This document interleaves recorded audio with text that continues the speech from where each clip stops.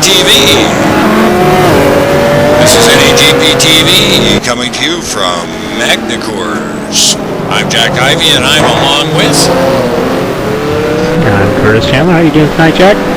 Doing great, Curtis. What do we got in store tonight out here at Magny-Cours? I see you're out there giving it a whirl in the Corvette.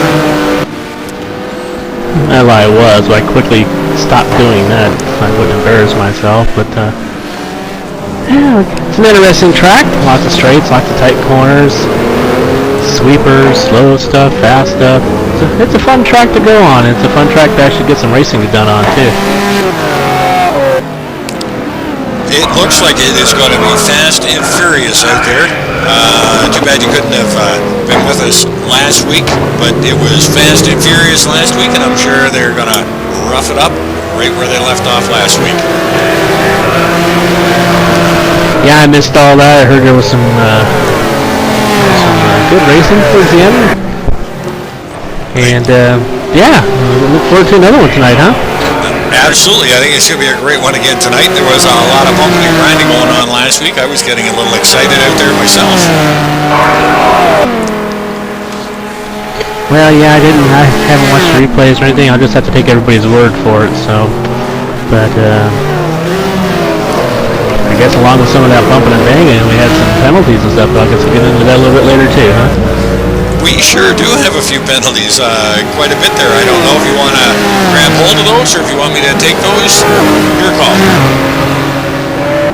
Why don't you go right ahead? I'm going to look up some past results so that we can see what we can expect for tonight. Great. Well, last week we had round 3 at Jerez, and oh boy, the CC committee was sure busy. We had Jaime Moore. He's under review, got a warning for a first lap review. Christian Hamilton is under a no qualifying this week. Christian Hamilton got loose wide of the roof coming across and collecting sail in Montgomery and pushed old Salem back to the rear of the field. Christian again in the same first lap hit John Watson, knocking him into the sand, and John ended up in the rear of the field again. So Christian Hamilton's got a no qual and a 15-second standstill. So that brochure cost him to start this race. A bunch of racing incidents going on. Andre Prado and Al Merriman and Andrew Prado, Rich Roman and Lou Mascarelli, Andre Prado and Lou Mascarelli, Marty Ure and then Andre Cole. All of this is put down to added weight and some no quals going in there. Tonight with the weight, we've got Rich Roman carrying 22 pounds, Marty Uran with 44, Lou Mascarelli, that bad boy from last week, is going to pick up 88 pounds, and Mr. Parsons is carrying 66. So I'm looking for more wide open crazy action again this week. Wow, that's quite the list you had going there, Jack. Wow, it's surprising to see Aaron getting some weight there, but hey. I think Aaron's got some success ballast going on there. Oh, okay. That would be surprising. Now, what's the past look like here? Who can we look charging to the front here? Well, just as I was saying that, I hit the old X button on top, so I'm going to have to stall for another couple of seconds, but we got like 5 previous races to go on there. Sure do. Right now we've got Chris Moses out there. Chris is sort of leading the way right now in quali. Just as a little side note to our viewers out there tonight, I put all my do-re-mi on Chris Moses to win, so he better bring home. I need that cash, Chris. Well, I finally got that screen up here. It looks like last time, pole winner was Chris Moses last time we raced our season 17. Chris Moses grabbed the pole of the 130.9, and Chris is on top of the charts right now. It's at 130.7. Very early in qualifying, so let's see how much further down they can make those times, huh? Yeah, it doesn't surprise me. It seems like every time I take a look at these past results, Curtis, these drivers go up faster and faster every time they come out and race. Yeah, everybody's getting faster. Everybody is. Well, not everybody. Well, I tried not to say that. I'm trying! Oh boy, you and me both. Well, the points championship is tightening up as well this year. In the team championships, we've got PMR Precision Motor Racing on top with 70 points. Anger Racing in second place with 62, but right behind them is Elite Motorsport Drive, the Aston Martin DBR9. They're at 61. H&C Racing in the number 4 spot. TB Damn Bam and the Vipers in 5th spot. The French Connection, the Nasty Boys, I'm going to call them, in the 6th spot, and 05 Motorsport in the Koenigseggs in 7th spot. And that's what rounds out the team championship. It is wide open, but we're not quite halfway through the season yet. Yeah, it's good to have a nice close competition, huh?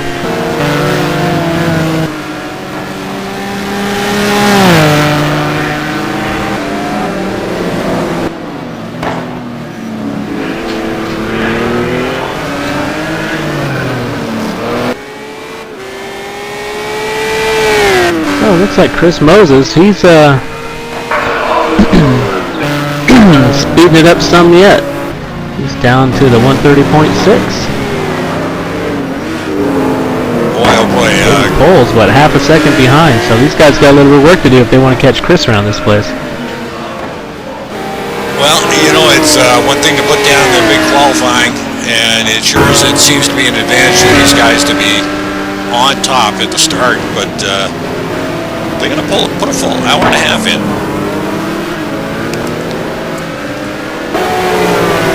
An hour and a half, and it looks like the last time we ran here was 50, what?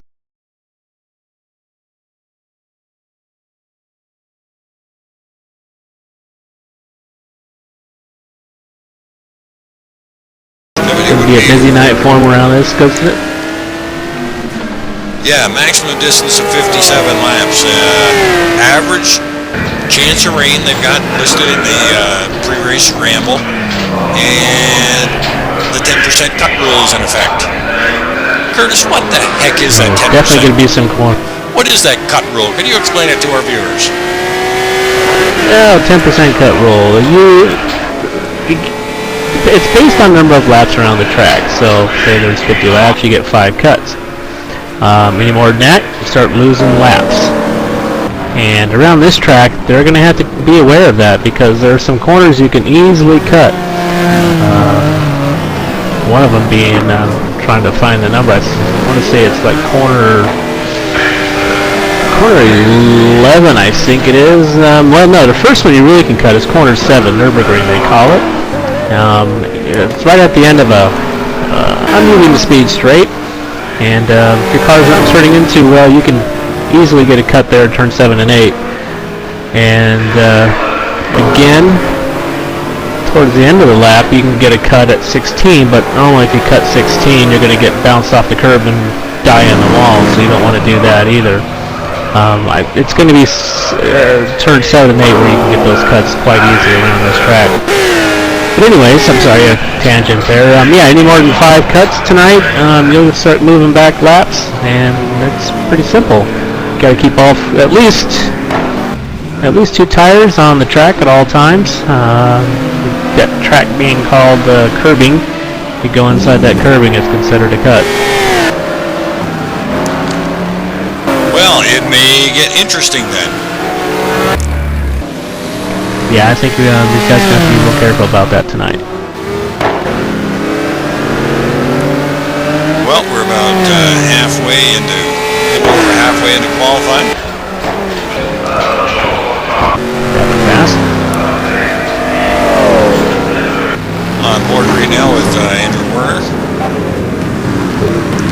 Currently sitting in P10 in the Koenigsegg. Beautiful looking car.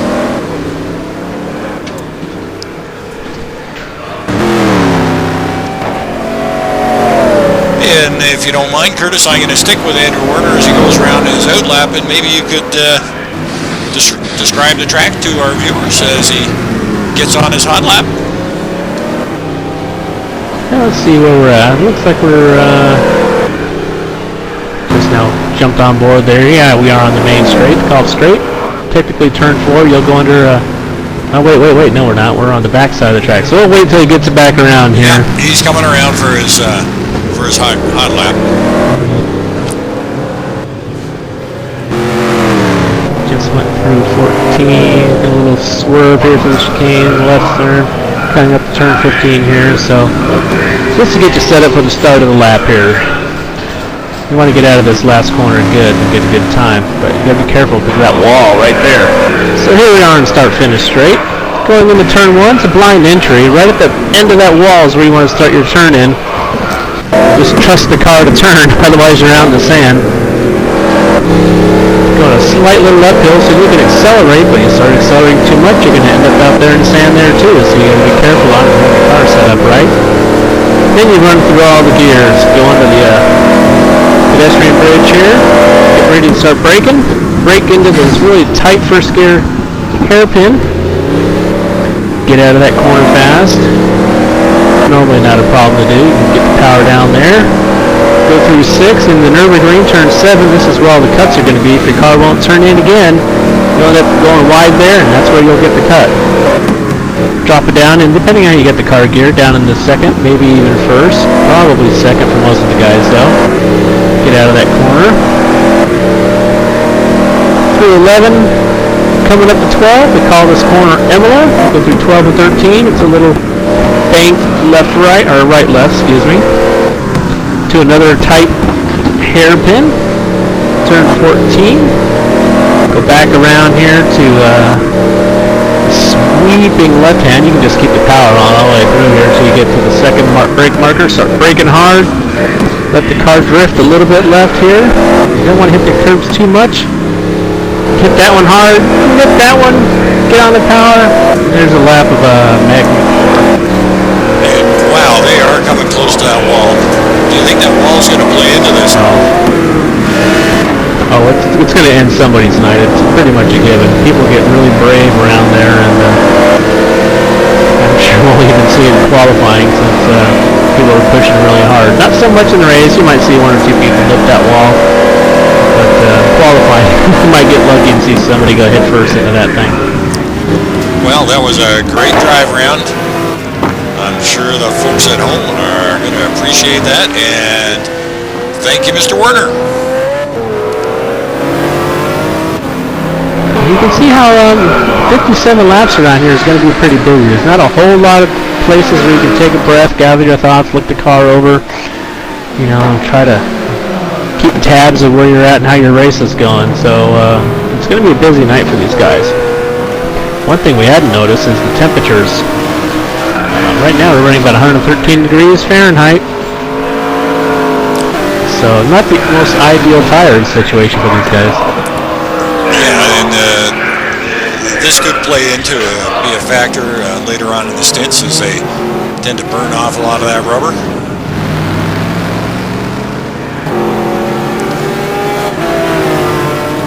Out on track now with Sam Rolfe in P14. I sure have been impressed with Sam's driving, and Lady did a great job on Monday in the rain-soaked conditions we had in Monday night race. I didn't get to see much of that race. Oh, I saw way too much. Had a bit of a bad start. I'm just gonna pop up the leaderboard and see where we're at. Chris Moses out on top with a 1:36.31. Boy, oh boy, he's about 4/100ths of a second faster than John Sportelli in second place. Ian Jolicoeur in third, David Poel in fourth, Kevin Savoy in fifth, and Brad Maris in sixth. Werner in 7. It looks like it might be tightening up there. Let's jump on with Sportelli has just jumped back into the pits. Ian Jolicoeur.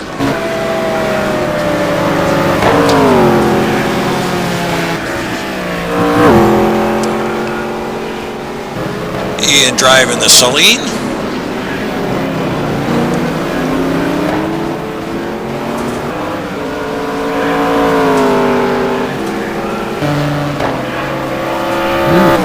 still has about that half second up on everybody, but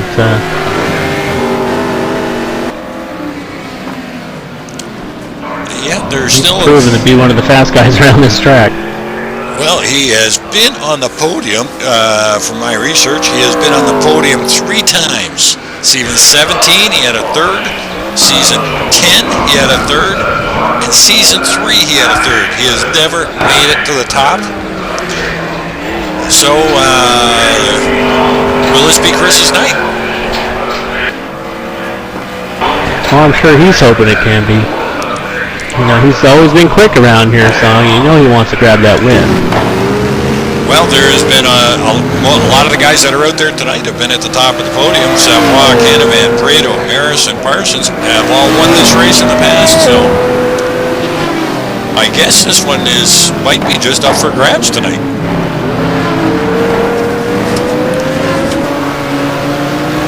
And for our NAGP viewers, the only way you're going to find out is to stick around and catch the hour and a half of racing in our NAGP GT1 class, Thursday night racing.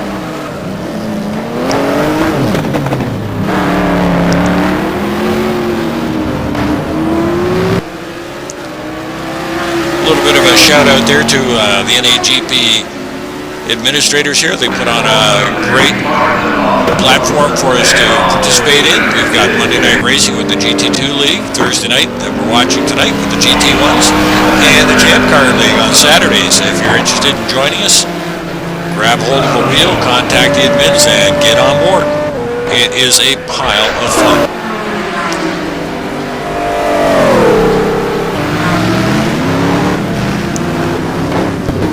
On board right now with David Poel, currently in P3, just off the pole time right now.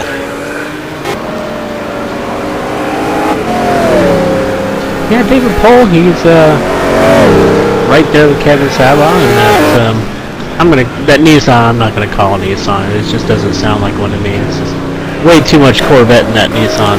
But anyways, it doesn't sound like my Nissan. Nope, doesn't sound like mine either.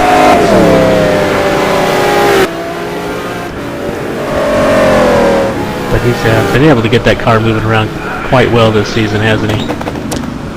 He sure has. And that's been nice to see, too. I didn't know too many people who wanted to jump in. I'm pretty sure that's a right-hand drive chassis in that, and I didn't know many people who really wanted to get into a right-hand drive car. On board right now with John Sportelli, who's thrashing that car around pretty good.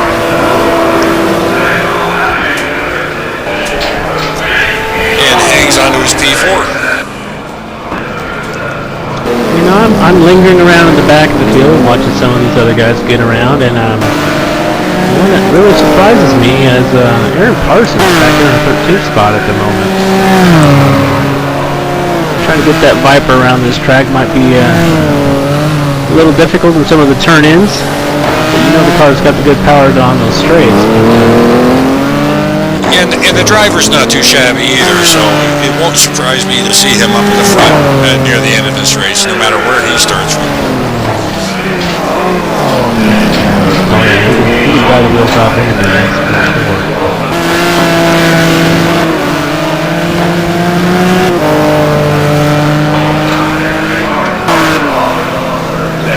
Looks like the driver's list took a little bit of a hit tonight, but we got 24 guys out there right now. 4 of them might have a few come in later with the no quals, right, though? Yeah, we may do, or maybe they're just suffering from voter shock down there in the U.S. You guys have just finished your elections and retained your current president. Well, I'm sure there's some people who are still sitting by the toilet, right, you know? Then there's other people out there. It's the way it goes, isn't it? It usually is another few $1 billion down the drain for everything to remain the same. Pretty much. No different here in this country.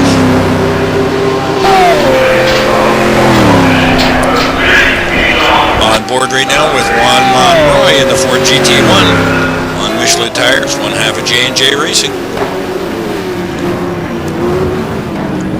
Well, we're starting to wind it down. We've only got 4 minutes left. So we might see that last minute dash here. Well, we may just, and they may all end up, and they are. The track is just about full. Every car is out right now. Guys are gonna have to time this right so they can get that clean lap or hook up with a guy that can get them down the straight at least, huh? A little bit of a draft would be nice to take advantage of right now. The only 2 cars not out in the track is Jared Keane and John McIntyre. Everyone else is pressing hard. Let's just go grab one of these guys now.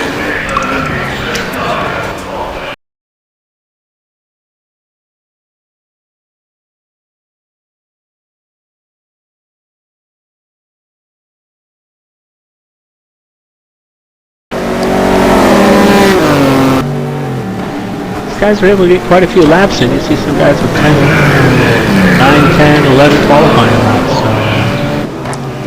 it has been busy out there. Getting their tries, that's for sure.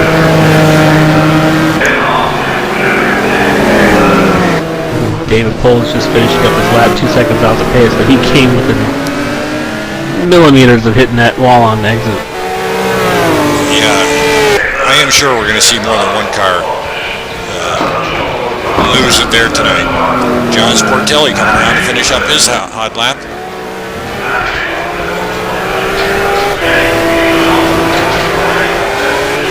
Two and a half minutes left.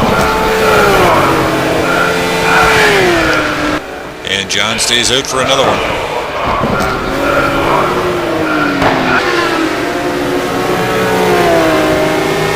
Might be interesting here.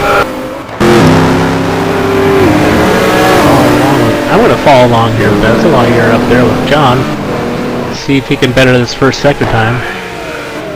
He is close, very close.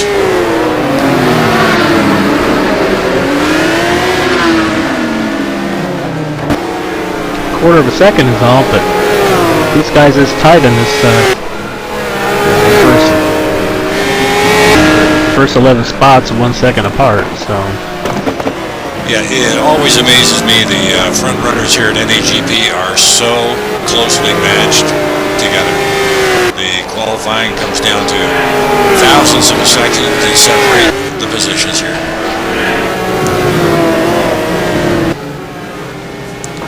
And he's 3/100ths off the pole pace.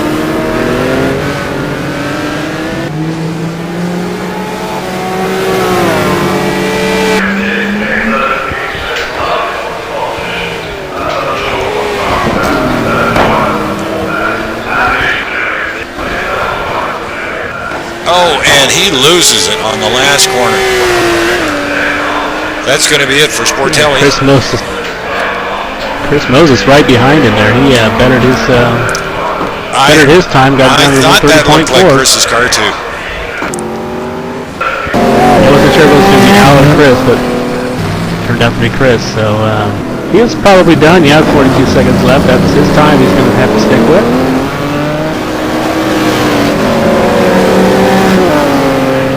I don't think anybody's going to catch him. I don't know if anybody can actually find half a second here in this last 20-30 seconds. Yeah, Kevin Savoie is 2/100ths of a second off on that last sector he was in. He just got it way loose and lost another couple tenths right there. Yeah, so. Poel just put his off. Sportelli is off. Joliker is probably the next man up.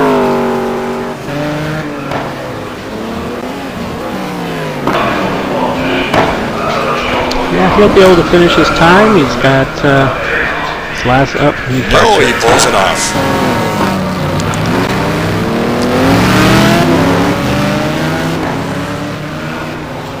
And that's pretty much going to do it. Like Brad Maris was probably trying pretty hard to knock the front of his car off.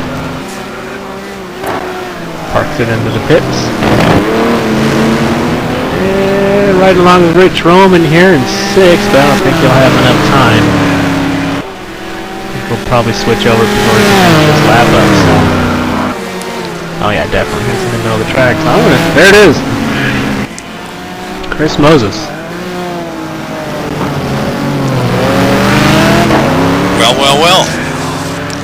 That's probably exactly where he wants to start this race.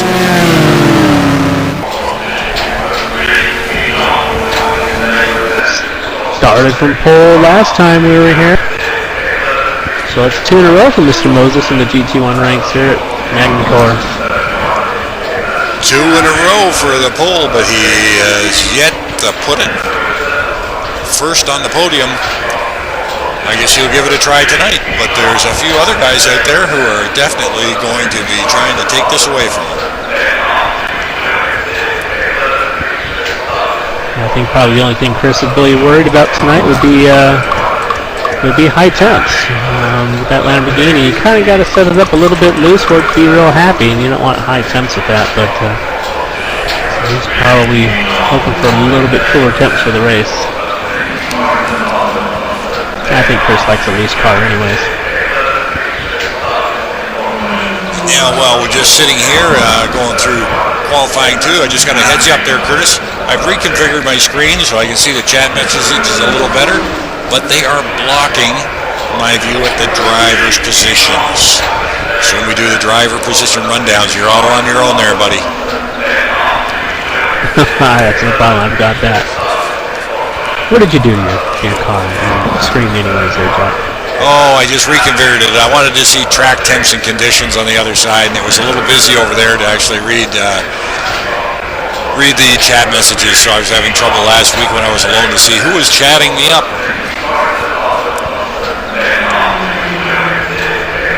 Well, we got nobody chatting anybody up right now. Feel free to, if you're on there on live stream right now, go ahead and pop up any questions, say hi and all that. And if you got any questions, try to answer them. And I also want to remind everybody that you see that little banner running across the bottom of the screen that says GT1 live timing. Please click on that. You can follow along your drivers. You can actually see the live timing and scoring.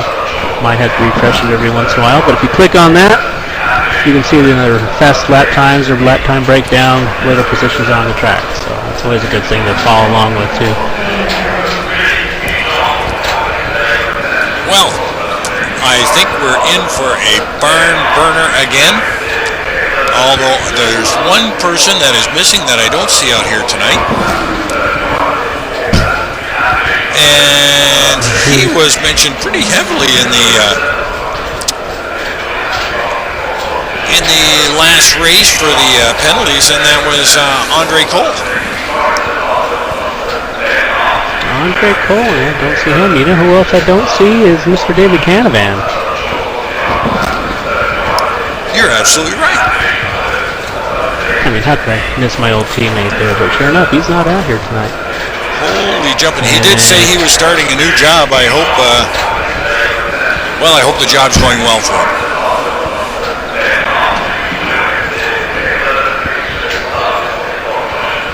Looks like Christian Hamilton was here for a second. He's out. And if he doesn't hurry up, he won't make it back either.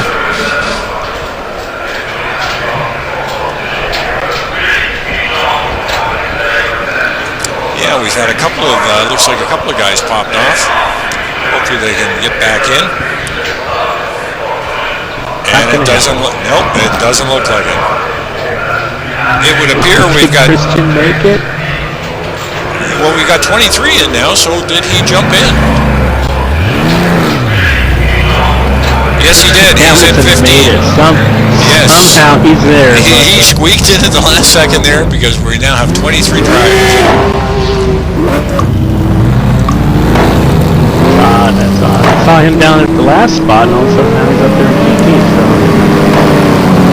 And they're now heading out for warm-up. So we got our 5-minute warm-up now. You know, we got the complete opposite for warm-up temperatures too. 69 degrees. 9 degrees. A lot cooler temps for this 5-minute warm-up. And these guys are just going to go around here and warm up their hands again and look for pit entry. Well, I'm not so sure they need much more warm-up because it seemed like everybody was extremely busy during qualifying.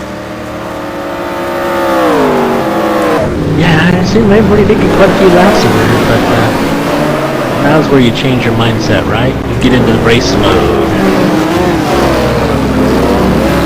As opposed to run everybody over, it's in your way qualifying mode, right? That's right, and I guess they're all thinking of pit strategies now and what they're going to do if we end up with some inclement weather to start this race. Yeah, we've had a little bit of that this season. Hopefully it won't be too much of an issue. You'll let me deal with what you're dealt with. Well, I don't know about you, but I have had enough of this wet weather stuff, and I am praying to the weather gods for next Monday to be dry. I'm from Arizona. I'm done with those flooded conditions myself. But going over the last time we ran out here, these guys, it looked like they pitted around lap 29. Looked like there were some people that pitted lap 27, so we'll be looking for people to pit around the 27 to 30 mark tonight. We'll keep our eyes on that. Yeah, we'll be looking for some position changes again, as we usually see, and some pit magic. We usually see some of that as well. Any chance tonight, Curtis, that any of these guys are going to be able to double stint? No chance. You heard it from the master, folks.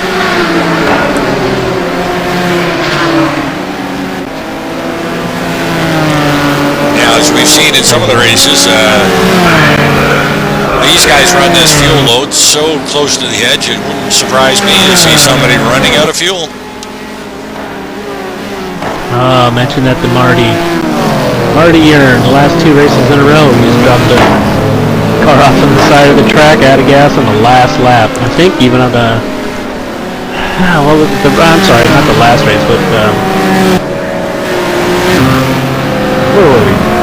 Anyways, we saw him on the Abu Dhabi is where he was. His car was on the main straight, so he was pulling it off to the side there out of gas. You know, that has got to be absolutely the worst way to end a race. I hate it. I've had that happen to me before. I was on the last lap, had like 2 corners to go, out of gas. Got to be a heartbreaker. I haven't experienced that yet.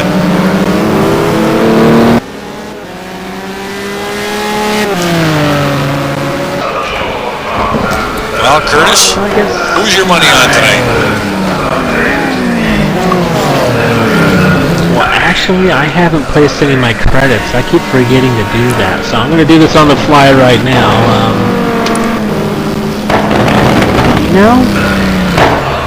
Kevin Savoy's been looking really good in that Nissan Vet thing he drives. I'm thinking he might be able to do the long stint, short fuel thing again tonight. The track isn't the best on tires, because you gotta. Yes, I'm gonna go with Kevin Savoy first, and then I'm gonna pick Chris Moses for second and David Poel third. That's my choices tonight. Well, I think you got made some great choices there, that's for sure. And Kevin Savoy's looked great this year in anything he's driven, and everything. He's looking great on Monday nights, and he sure is looking great in this Nissan as well. So I put most all of my credits up tonight on Chris Moses, so I'm looking for Chris to fill my bank account. Brad won't like me to say this, but I think Brad may have an outside chance. I think if there's going to be a surprise winner tonight, it's going to be Brad Maris. Well, I sure would love to see Brad up there at the top of the podium. Yeah, I'm talking to Brad quite a bit lately. He's upset with himself. He's been working on some technique and changing some things up. He wants the podium. He wants to win really bad. So look for good things from Brad soon, if not tonight. Well, it couldn't happen to a nicer guy. Brad's one of our driving instructors, and any drivers out there need any help, grab hold of one of our drivers, give them a PM, and I'm sure they'll go out of their way to accommodate you and hook up with you and give you some tips to make you a better sim racer.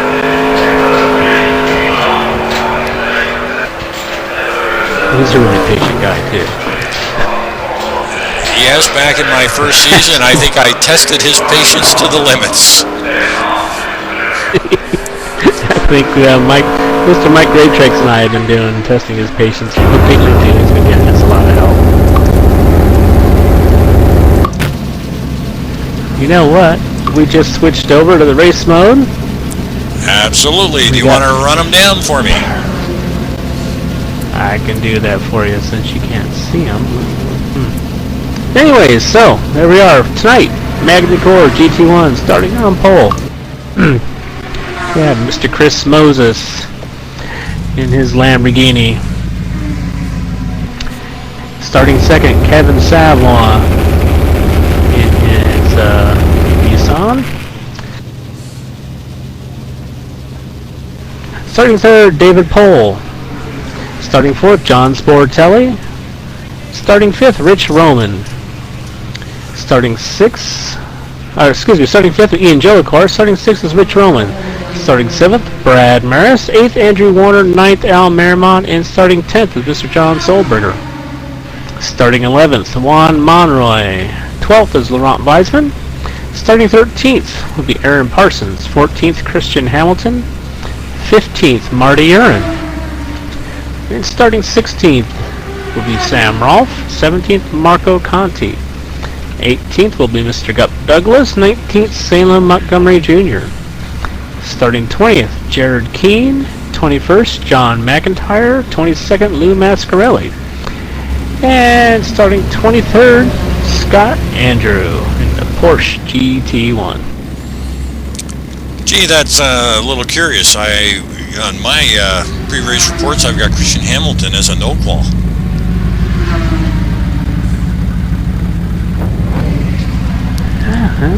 I guess he skipped that part, huh? Yes, he's supposed to have a no-qual and a 15-second standstill. We're getting ready here, folks. I'll keep my eye on him at the beginning of the race to see what he does. And start. Off we go. And Chris Moses out to a great start. B2, Kevin Savoy has dropped a spot to David Poel. And Savoy looks like he's under pressure from Sportelli early on as well. Chris Moses way out. The field looks good though.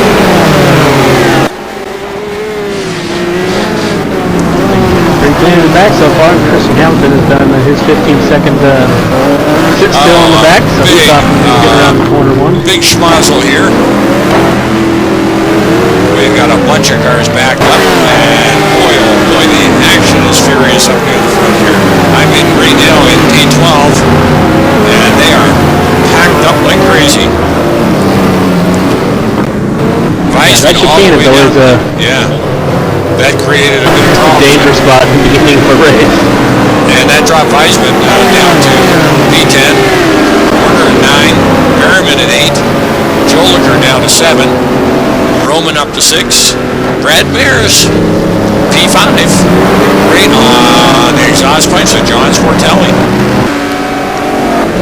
Savoy back in P3, Poel in P2, and Chris Moses. Boy, oh boy. Out in front. All these guys can get through that last section.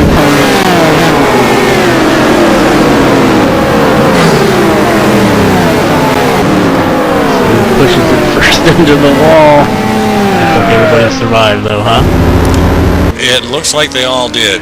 And Christian Hamilton bringing up the back, just coming through the start finish now in P23. But he's got lots of clear track, so he'll be able to push that as hard as he possibly can. Out in the front, Chris Moses. Keep our eyes on Mr. Hamilton come halfway point of the race and see if he's able to make up that time. But yeah, Chris Moses looking real good so far. I've been riding along with him. Car's looking good. Taking it pretty easy. Like I said, we got perfect temperatures at the start of this race. 76 degrees for track happy to see that. Well, I think all the drivers are going to be happy to see that. It's one less thing they have to worry about. Back here with Kevin Savoy in P3, followed by Jonas Portelli in P4, and Brad Mears, P5. Brad looking good so far here in lap 2. Absolutely, and that is one speedy top 5 group of drivers. Rich Roman all over the back of Joliker.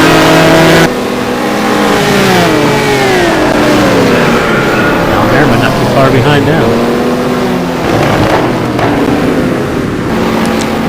Well, for the most part, it looks like good. Pretty good string of runs here. Huh? Yeah, good, clean bit of racing so far. Yeah, you saw him fighting a little bit there. Positions at the beginning of the race. Saw that between Andrew and Kevin, but so they got that sorted out, huh? Absolutely, Sam Rolfe back up, just following through the pack here. Sam Rolfe back into 17, Douglas in P16, McIntyre back in 18, Jared Keane in 19, followed by teammate Lou Mascarelli. I guess these two guys are going to have their hands full as they've switched over from the Corvette to that Pagani Zonda or whatever that car is there. Odd-looking machine out there. We'll have a little bit of extra weight, huh? Not only do you get to get used to a new car, you get to lug that extra weight around for the switch for this one race. Well, absolutely. Mascarelli is carrying 88 pounds. And there's something else too. Parsons is carrying 66. That might have explained a little bit why his qualification wasn't as hot as we thought it should have been. Christian Hamilton still back in P23. It might, but you know, Ezra seems to have a way to drive around extra weight. I've seen him do it time and time again. Yeah, man. I can't say enough good things about that guy. He can drive the wheels off a shopping cart. Up in front with Chris Moses, and boy, oh boy.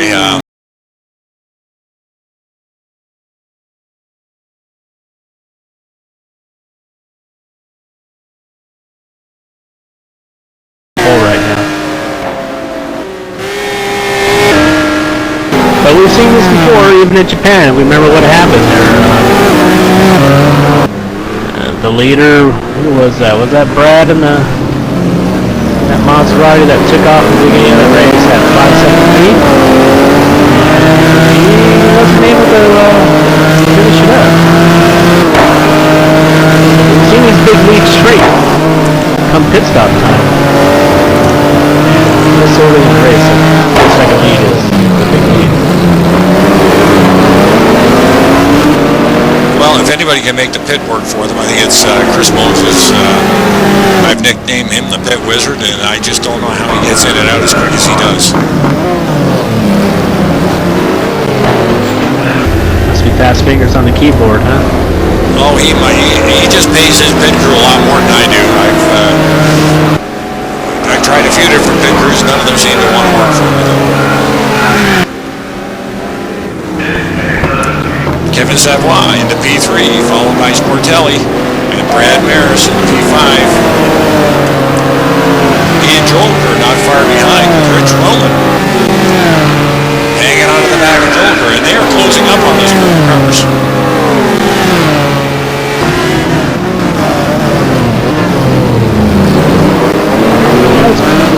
Follow along there with Brad for a little bit. The car looks good in pretty much every section of the track except for the last corner. He's up on that curve, the back end of the car is kicking out, so feels wide there, but Brad is maybe having a little bit of troubles with the car here, but he's still able to stay in contact, so most you can ask for at this point. Well, a lot of them are staying in close contact too. P8 is the boss, Al Merriman. P9, Lauren Weisman. And Andrew Werner and Solberg all over Werner's tail. Marco Conti in 12. Marco in hot into the corner, drifting way out there. looks like Aaron Parsons in behind him. It is. He's looking for, boy, oh boy. I'm going to stick here for just a second because I am sure that Mr. Parsons is going to get around this speedy Italian as quick as he can. And you can see Marco hit that curve in the back end, jump out. That's going to hurt his momentum. Aaron's probably going to get a run inside him. If not, it'll be real close. Probably just save it for the straight if you can get up behind Marco there. I sort of thought he was up close enough that time to actually put a move on.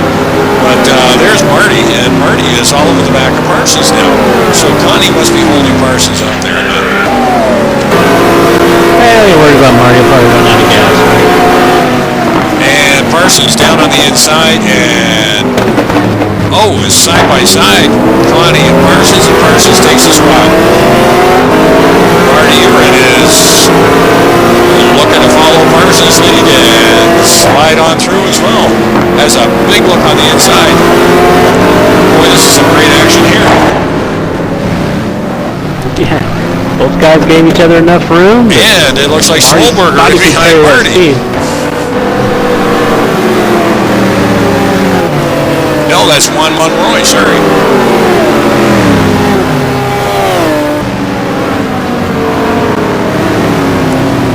And Gup Douglas into P16.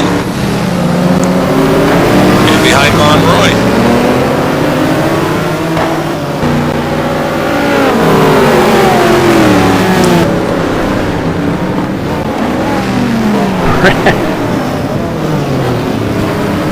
While you're following along with that, I just happened to come across Brad Maris, who had the nose of his Ferrari underneath the tail of John Sportelli's car on the exit of that last corner. So you're kidding. Did they get through okay? Oh yeah, they were just fine. It was that was pretty entertaining. We've got a frozen car. It looked like Marco Connie's car is frozen up on the track.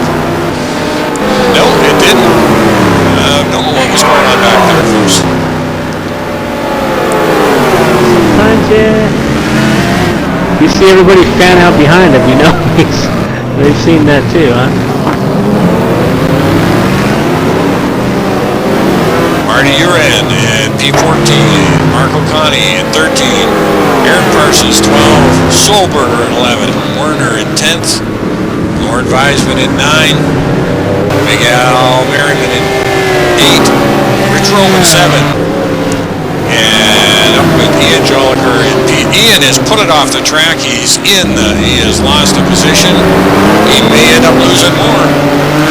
Got him back on the track in P8.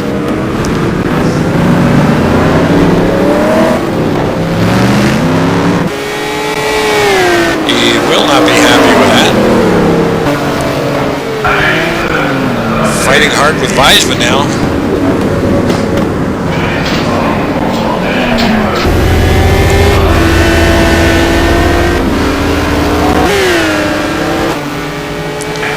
Well, that's given Al Merriman a little bit of breathing space. He's got a bit of room to make up to get up to Rich Roman in P6. Brad Maris in P5. Hanging on to Sportelli, who's hanging on to Savoie. David Poole opening up a little gap.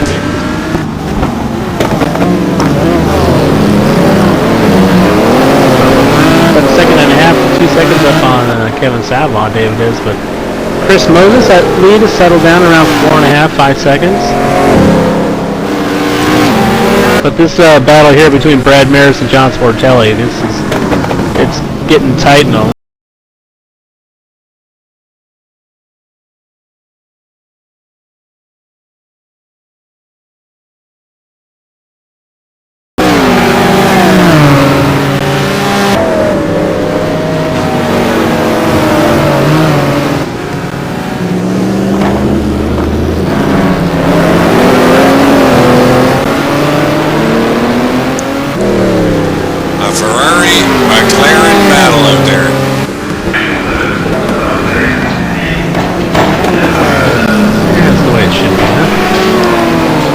Absolutely.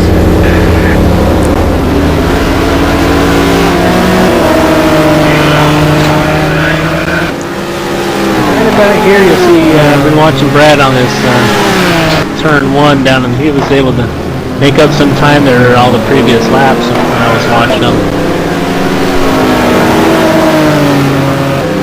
Not so this time. Figures when we're watching him. Well, it won't be the last time he's going to have a run out, that's for sure. But you know that Sportelli sure likes to drive that car right on the edge. I've noticed he just pushes constantly throughout the whole circuit.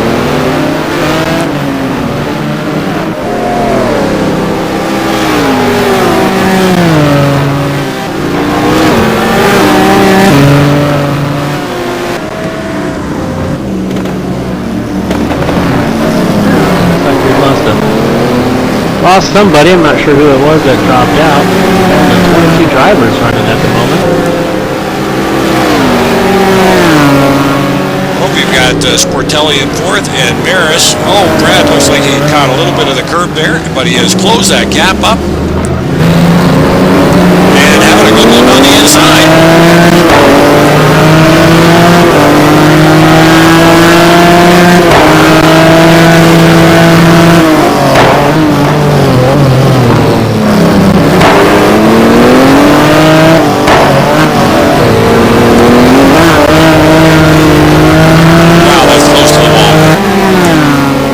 They're drifting it right up to the edge of that track, aren't they? They sure are. That's almost scary to watch from this perspective. I mean, they're just hanging onto their wheels going around that corner in the cockpit. Looks like Brad loses touch right there in that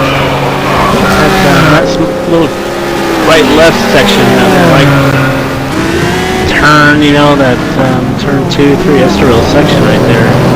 If he was able to stay up on Sportelli through that section, I think he'd be able to have that Ferrari power pass him. So he's going to be thinking about doing here the next few laps. Get up there, stay on him there. Well, I'm sure Sportelli's just seeing a whole lot of red in his rearview mirror. The thing is, if this hard racing, looks like they're maybe catching Kevin up in front of him here too. I was just thinking hard to still make time up on the front of him. I was thinking the same thing. Sportelli's pushing to get rid of Brad, and that's sort of dragging Brad along in there, closing the gap up there. John made a small mistake there, drifted it wide in that right-hand hairpin.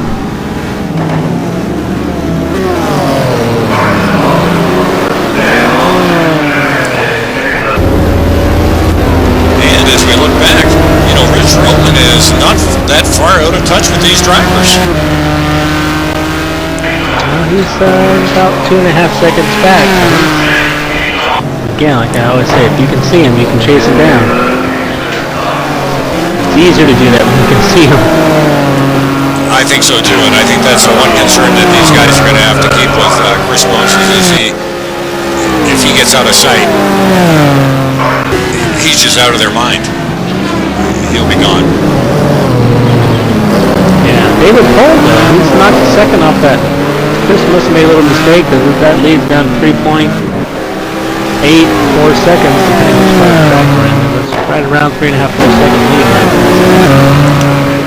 Well, I think we all have to keep it in perspective. Here's Brad. He looks like he is right up behind him now. But these guys' little mistakes are better than my best driving effort ever. I've seen guys get sideways in sand traps and still have better lap times. It's kind of disheartening sometimes. I got to give it to you. You sure, when you said you'd like to see Brad up there, boy, oh boy, he is having one hell of a race tonight. Excuse my French there, folks. We can get by Sportelli here. I think he'll be able to gap him and go chase down Kevin. So I think John is probably slowing him down just a little bit.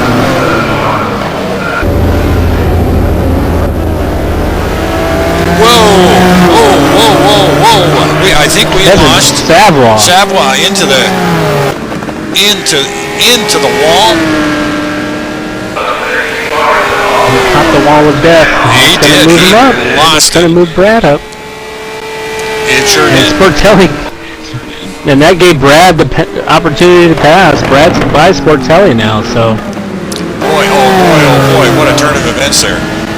We knew that wall might come into play, and it sure did quick, didn't it? Brad has half spun it there, and boy, he just recovered in time to keep Sportelli behind him.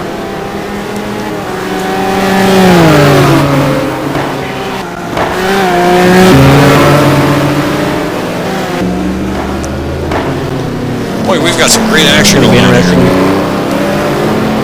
Brad trying to push, but he's making the mistakes, getting it wide there, isn't he? He's giving the opportunity for Sportelli to come back.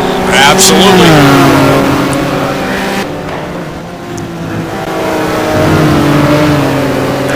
I think Brad's just got to settle down, keep it smooth, and keep Sportelli, take him right out of his mind. Just drive his race. We know I think Brad's got a little bit of pace on Sportelli if he just keeps his laps clean.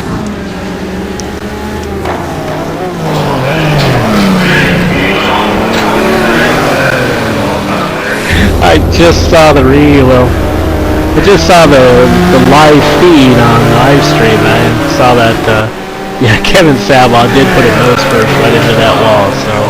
It did. It looked like it was nose first. Done, I hope he had his Hans on. Oh, that's probably why he bailed out of the car as quick as he did. Brad Maris in P3. John Sportelli, P4, Rich Roman, P5, Alan Merriman in 6, with Lauren Weisman in 7.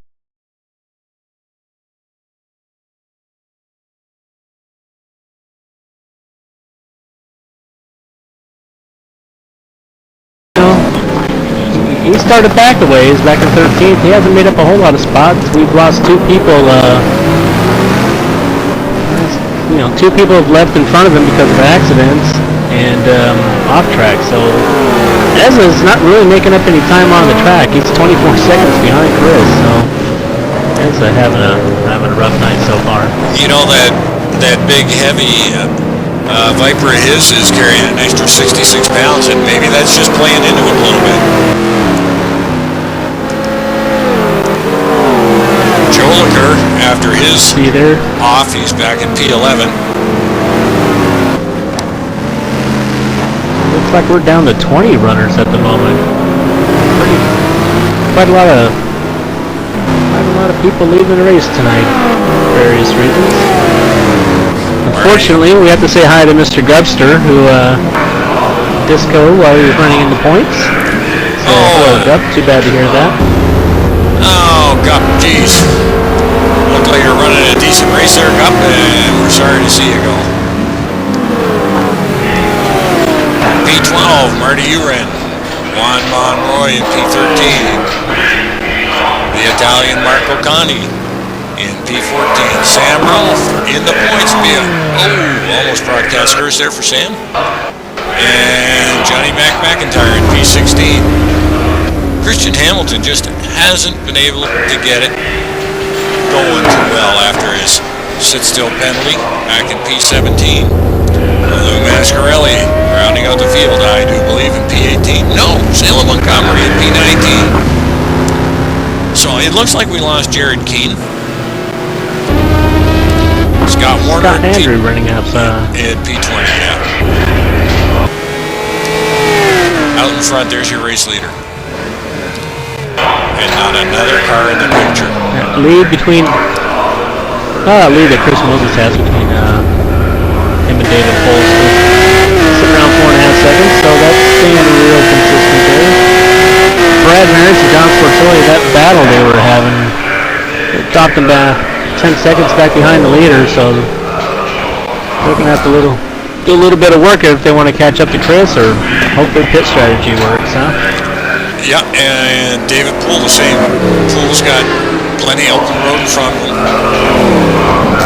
Just barely catch a little glimpse of Chris Moses in front and the battle for third. Brad Maris and Sportelli, but it does look like Brad has got a bit of breathing space there now. Just a little bit of room. It's always nice to get a little bit of a gap, isn't it? Yeah, it's very disconcerting when they're right on your bumper. Lap after lap after lap. Yeah, there comes a point where you just get used to them being there, so you don't even notice it anymore, right? Yeah, right. Easy for you to say. B3, Brad Maris. Sportelli, B4. Rich Roman running a great solid race too at P5. Rich running the Maserati MC12, 1/2 Agency Racing out of Stroudsburg, Pennsylvania. Al the Boss Merriman in a very respectable P6 right now. And that is going to go a long way to help out that team championship too. Yeah, those guys are already in the lead. Here they are running first and sixth. So.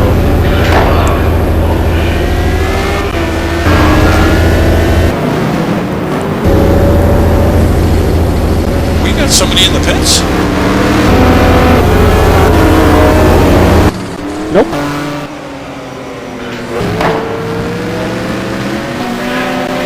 Just you and me. That must be the sound.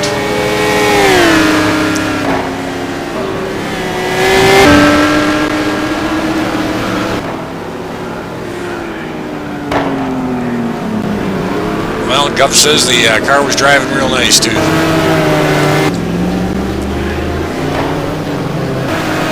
David Poel at P2.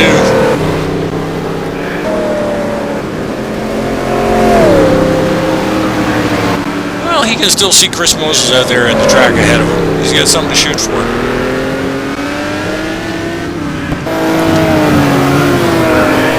Brad Maris and Sportelli. Boy, they've been dogging it for the whole race since the drop of the flag.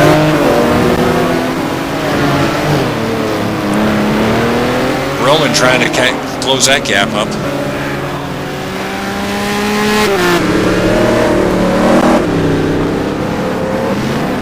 David Poel's teammate, Andrew Warner. So I was just thinking, back in 7th, he's closing the gap on Al a little bit. He's, he's 22 seconds behind Chris Moses, but he's working on closing that gap to Al Merriman, trying to get up to that. And I was just thinking the exact same thing. I thought, boy, he's looking like he's getting a lot closer to Big Al. Al better stand on that go pedal a little bit. Yeah, I just hope Al's not watching the DX there on the corner of his screen, looking at that gap, Eyes forward, Al. Well, he'll bring it on when Warner gets a little bigger in his rear view. But as you can see in the screen there, he's not that far away.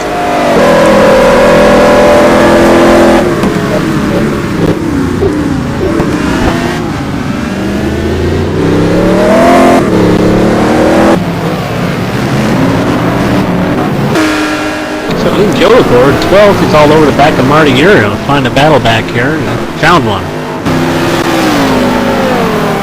Yeah, I've just joined that battle now.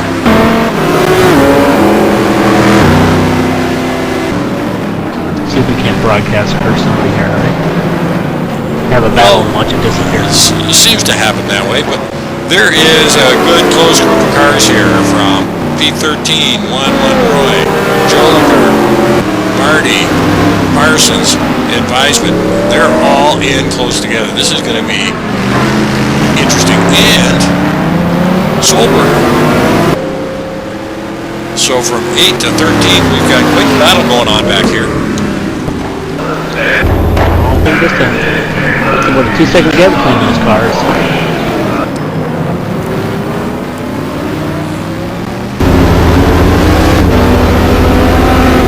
All over the back of Marty.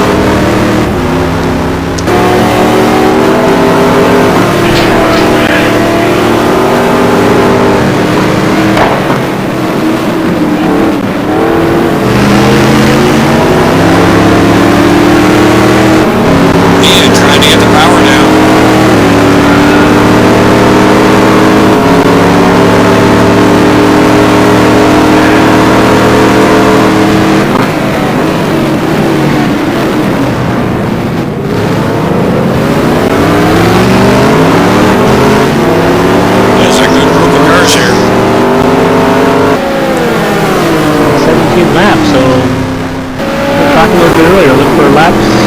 Pit stop, in about 10, 11 more laps. yeah, and at the pace they're going, I'm not sure. Is it gonna get a little sloppier near the end of the stint with the tire run? I don't think so.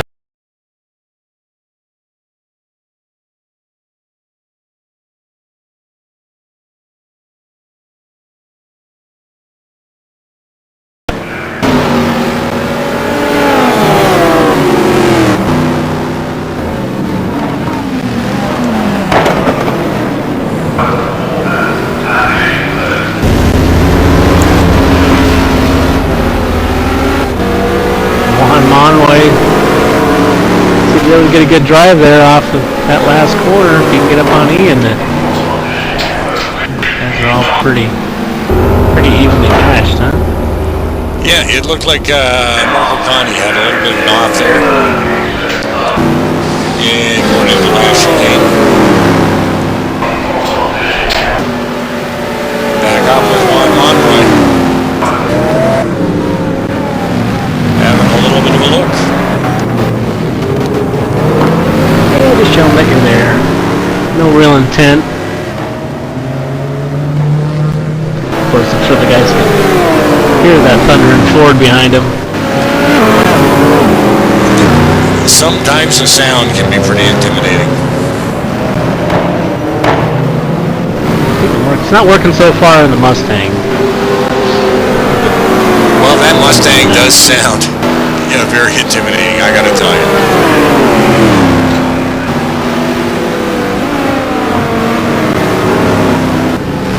Scared the people out of the way. Pretty much, it's intimidating. It's a loud car. It sounds really racy, and it sounds like it means business.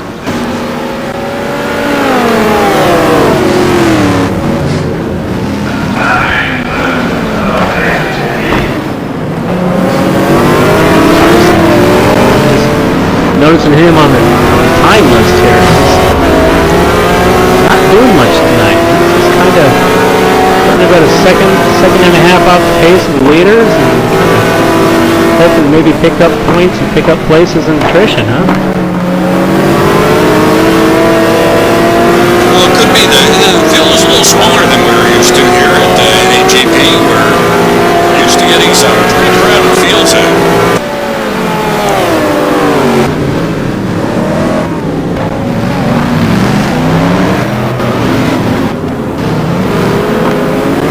P10, Joliker. P11, Marty. P12, Ian Joliker. And P13, Juan Monroy. That's pretty much where the battle is right now. Looks like we just had an engine blow up. Oh, Sam Rolfe is out of the race. Well, had to be a rat opening. Must have forgot to open up that radiator, or maybe the double quick shift down into a gear exploded it. Oh, that would be a terrible way to go out. Well, Chris Moses has got 3.5 seconds over David Poel, and 11 seconds back earlier is Brad Maris. And Poel and Moses seem to be keeping things well in control right now. I'm doing a quick little scan down some timing things. Looks like David Poel's already got one of those cuts I was warning people about earlier. And Rich Roman got one a few laps ago too, so what about 4 more cuts? That's right. I think they said the cut rule was going to cost them. 10%. Andrew Werner also with the cut.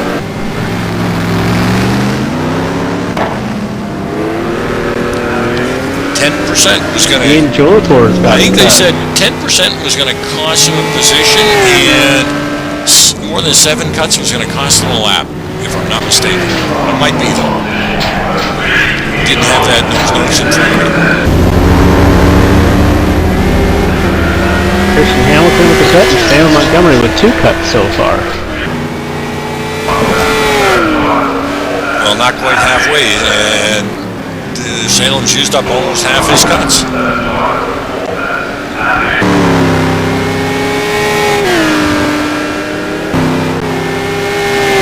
looks like that gap of Chris Moses and David Poel was about, it dropped down to 3 seconds, but it's back up to 4 now. So I think that's when Chris Moses was getting on no lap traffic.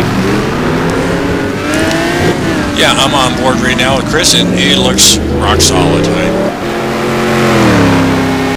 Still got Poel in his rearview mirror, but he's looking rock solid.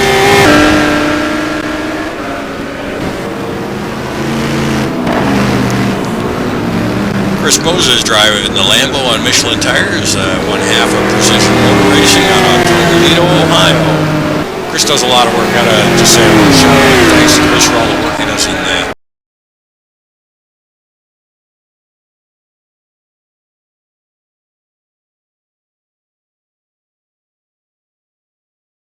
tagged up there a little bit behind Salem Montgomery. Got through all right, but I'm betting that's going to cost him a bit of time. Salem looked like he wanted to get on the lights and let him go. Kind of slowed up a little too much in that corner there, yeah,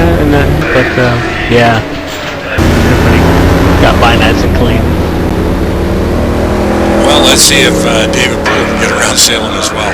And all things being equal, it's probably going to cost David just as much time as it cost Chris.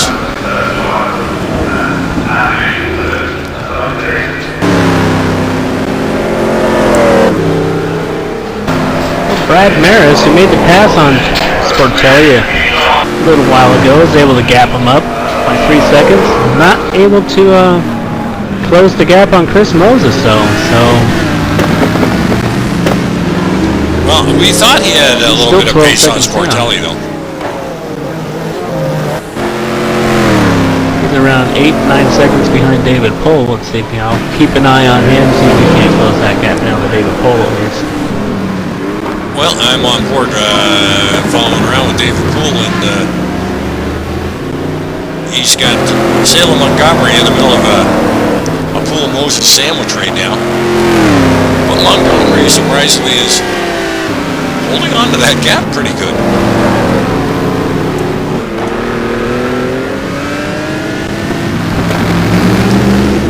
Yes, Salem running good, but you'll see him probably move over, let him go by here before we get into this last section. Think? Well, we hope so. Nope. David not there soon enough, so probably have to wait till we get down to. And he's got the blue flag there. Let's him go. Way to go, Salem. Not a bad place for that. I was thinking he might have had to wait till the start finish, until that long straight, so, but David able to get there sooner, so. But that gives the gap back to Chris. It's back up to 4 seconds. Well, that's always good to see. There's nothing more pleasing to see these faster drivers get around these lap guys. We had a lot of problems last week with drivers being held up. It was drove me wild up here in the broadcast with folks.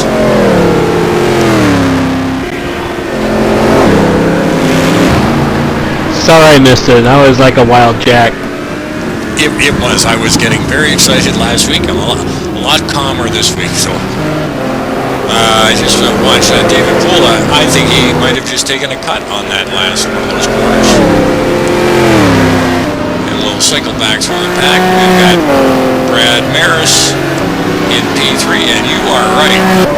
He has got quite a good gap going on John Sportelli now.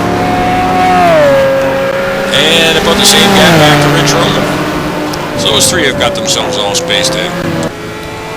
Al Merriman, lots of track in front and behind. Andrew Werner in P7, being hounded by Solberger, Weisman, Parsons, Choliker, and Juan Monroy. That looks like that is the race for tonight right now.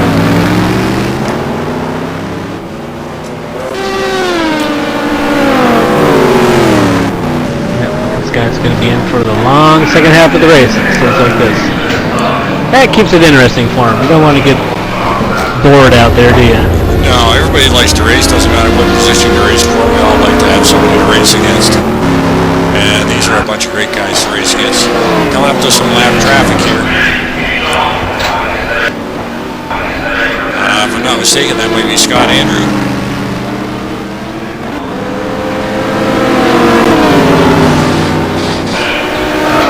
Yeah, Scott Andrew in that Porsche GT1. Keep it off the grass, Scott. There you go. Did a good job there. Let them all through. Joliker locks it up. And, oh, that's going to let Monroy up beside him.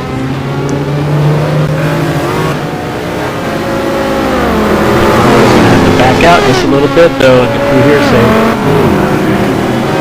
Wow. And Juan hits that curve. Oh, and he's in the wall heavy. He is going to have some caught that serious curve damage. just at the wrong spot.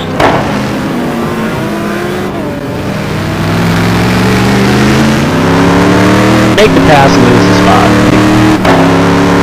Just pushing a little too far off the edge. Got the tank slapper going and couldn't save it. He might be having some serious damage there. Looks like the right side's all bashed in. Looks like we have an early pitter. Andrew Warner's in the pits early. About 3 laps for Landis, so he's going to have a long second stint.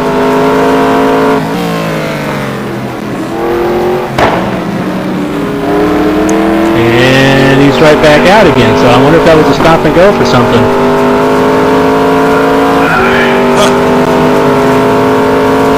Yeah, that was a stop and go for Andrew Warner. 1, 2, 3 cuts.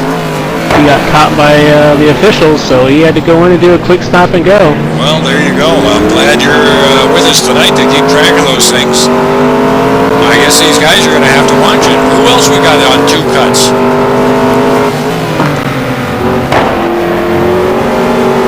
I'll run through real quick and see if I can find anybody.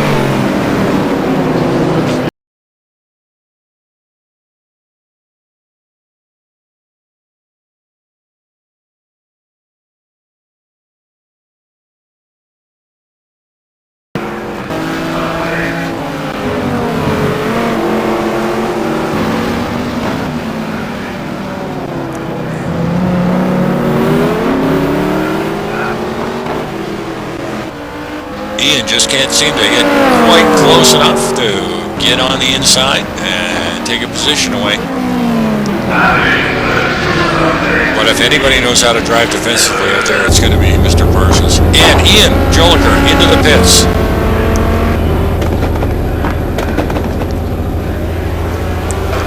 He's stopping, getting some gas. And it looks like we might have Sloberger into the pits too. 26. These guys picked about a lap earlier than they did last time, so I'm surprised to see it.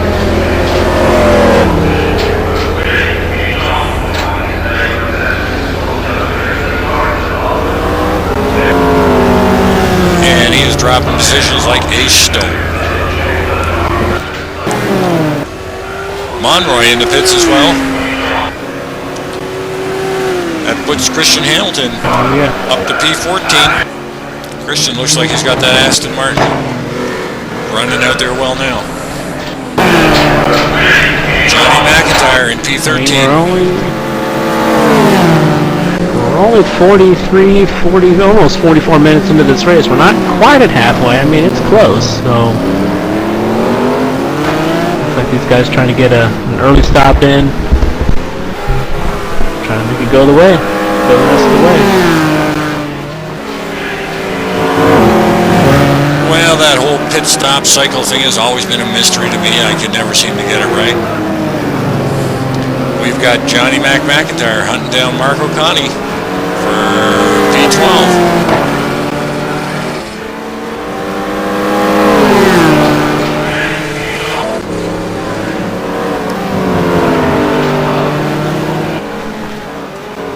Aaron Parsons is diving into the pits.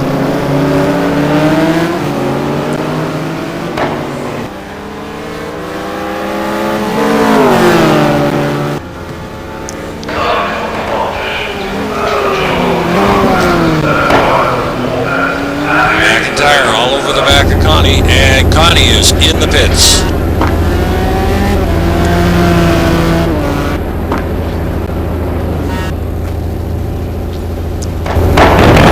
Hamilton in the pits. Pit lane's filling up. Looks like Parsons is in there and Salem Montgomery. Ian Joliker. The Lambo has, oh, here he comes Chris Moses, our leader's in the pit. I'm kind of surprised to see that. He still had pretty good pace. But and Chris Moses in the pits. Just avoids Parsons.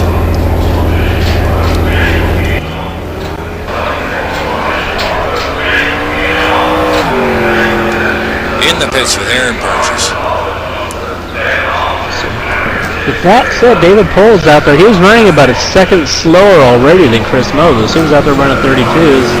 David Poel's out there running 33s. So David Poel, if he's going to want to maintain that position, he's probably going to have to go in and pit now. Looks like we got Rich Roman in the pits. Stuck out there with cold tires. Pit lane is filling up. Rich Roman, Sportelli, Solberger, Maris.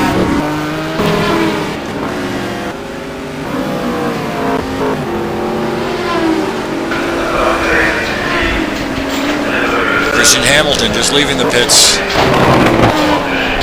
Scott Andrew has stayed out, I believe. Lou Mascarelli in the pits. Chris Moses just now leaving.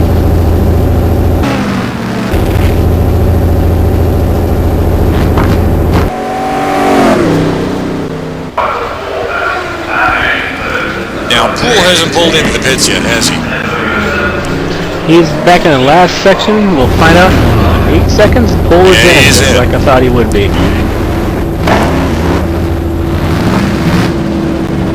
Well, I think we're going to sit here with David Poel, and we're going to see how he comes out. I'm probably thinking he's probably going to come out a few seconds behind us like he was.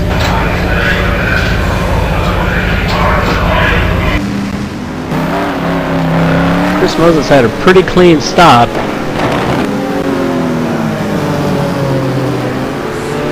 Now Marimon, Chris's teammate, comes in. Yeah, I'm on board now with Chris in P5.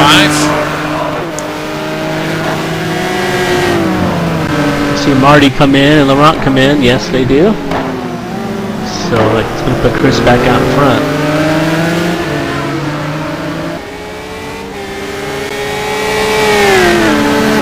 Boy, he sure looks like he's got that Lambo just hooked right up tonight, though.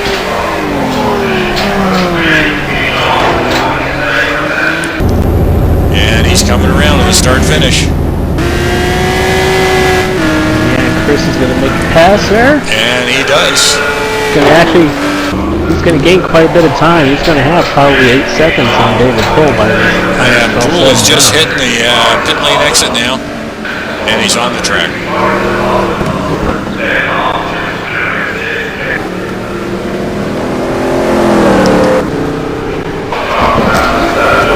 Place Brad Maris, who wasn't able to make up any time either. He's still sitting at 12 seconds behind Chris. That is going to be a lost a little bit of time. A long haul to row that boat and reel him in. So yeah, that gap after that first sector is 6.5 seconds. So Chris was able to get about 2 seconds in that pit stop. He was able to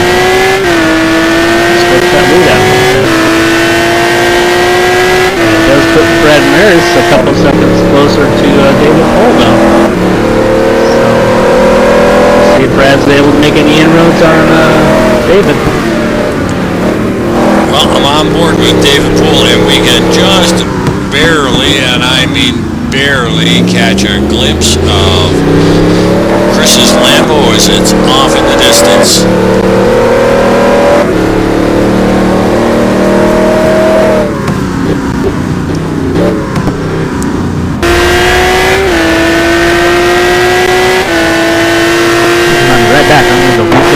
Water.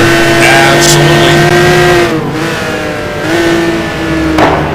Well, we're waiting here for the co-host to return. Chris Moses. P2, David Poel.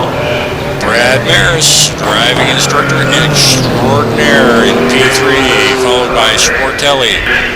Brad's been able to keep his gap on with Sportelli after a big first stint battle there. Rich Roman in P5. Al Merriman, P6. Aaron Parsons up to P7. And Ian Joliker in P8. John Solberger in P9. And Lauren Weisman in P10. Juan Monroy in P11. Marty Urin in P12. Andrew Werner in 13th. Johnny McIntyre in 14th. Marco Conti in 15th. And Christian Hamilton has closed that gap up and is now challenging Marco for P15. Salem Montgomery, 1 out of the points at P17. And Lou Mascarelli in P18. Scott Andrew in P19. And that's your drivers that are left in the circuit.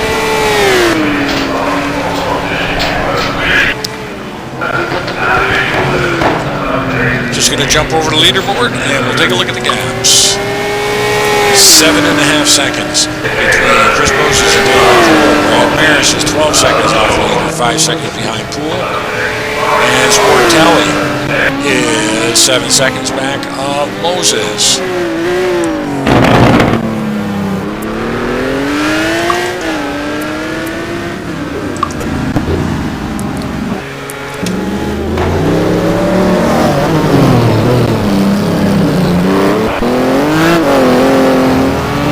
Top 4 positions. These top 4 guys have, that's what I was just getting ready to say, these top 4 guys just pretty much walked away from the rest of the field, huh?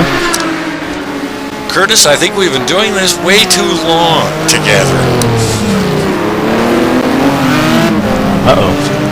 Well, it seems like we come up with the same comment just about at the same times here, which is a good thing. Now we have got. So fine, I'll just leave. You do this by yourself. No, not at all. We got Merriman, Parsons, and Joliker. They're probably the closest cars on the track right now. Al Merriman hanging on to that 6th spot. Having a great drive tonight. And now he's got Aaron Parsons a second behind him. Who likes that? Well, Aaron probably does, but I don't think Al will.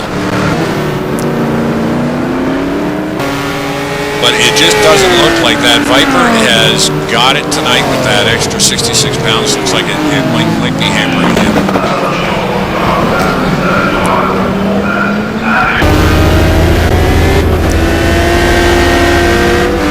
You can see he's having a hard time in some of these, getting out of some of these corners with the cars. Just doesn't seem real happy.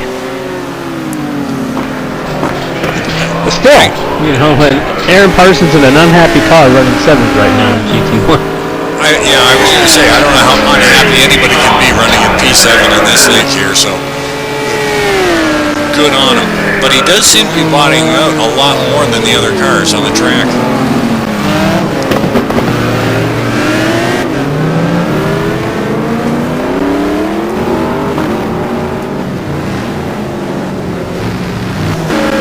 As we climb into the mid-range of the second stint, it looks like everybody has settled down into almost a predictable pace and race.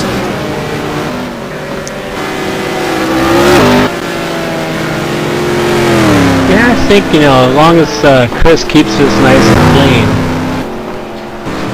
Team PMR is going to be able to celebrate a victory. You think that jinxed him or not? I hope not. I got a lot of do-re-mi out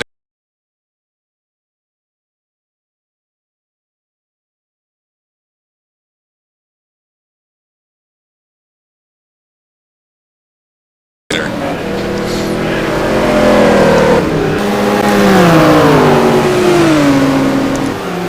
Johnny McIntyre and Marco Conti all over him. And Christian Hamilton in behind him. Marco having a look on the outside.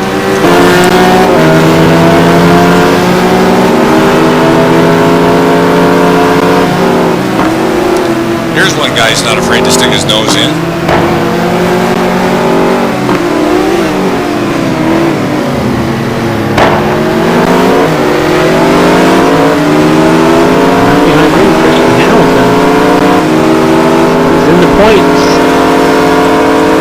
Christian's driven a real clean race and is quietly making his way up through the field. Mostly clean. That was just enough with a quick scan of his times. He's got to be a little careful. He's got 2 cuts, one more, and he's going to miss the pit lane.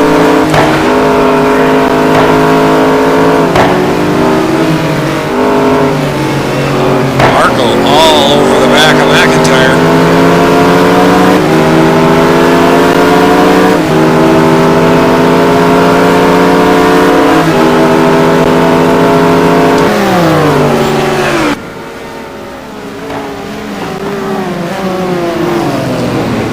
Christian in behind watching this unfold up ahead, probably hoping they'll get tangled up and allow him to shoot right through. He's probably hoping a lot of people in front of him get tangled up. Well, he is, from him having his standstill start, he has made his way up into the points. And that's what it's all about here.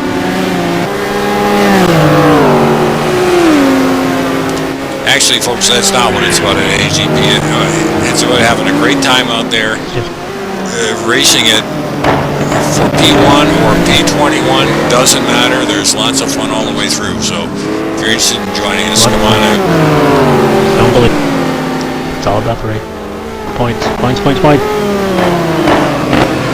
Don't believe points. It's all about the point. It's all about the fantasy cash. That's what it's all about. Go, Chris, go. What the heck are you talking about points? Lou Mascarelli down in P17. Scott Andrew in P18.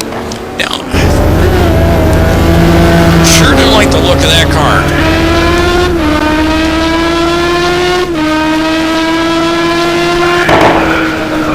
On board right now. I was just noticing. With Scott Andrew in the Porsche Carrera on Michelin tires.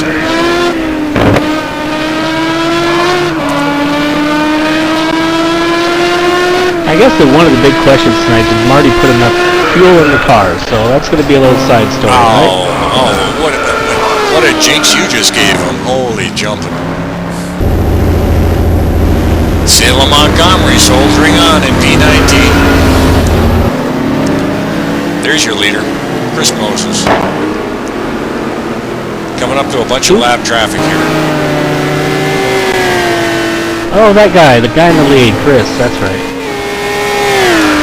Yeah, led this thing from the start, yeah, right? he's probably going to be wondering, thanks guys, all you've been doing is watching the race at the back of the pack, but sorry Chris, when you get out that far in front, it's pretty boring. Wait till he hears that. It's you know what, Brad Maris, wait till he hears it. No doubt. Pretty boring finishing first, isn't it? Well, it's just terrible. But you know what I just noticed? Brad Maris, he was 12 seconds behind Chris, is now only 10 seconds behind Chris. So, and it does, I just Who in turn is only 4 seconds behind David Poel. I just picked up Poel and I saw Maris's car in the background, and it looks like he is indeed closing up a little bit on David Poel. Got somebody on the move. Well, after this performance, Brad, I better sign up for some more lessons.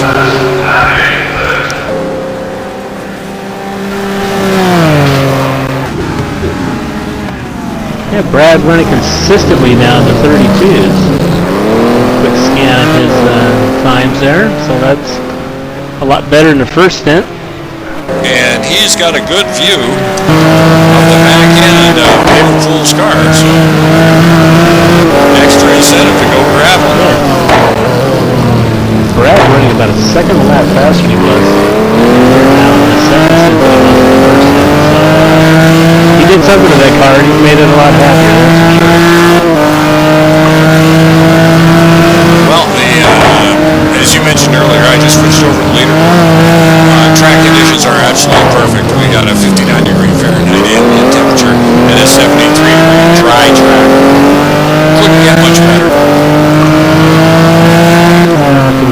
this Monday night?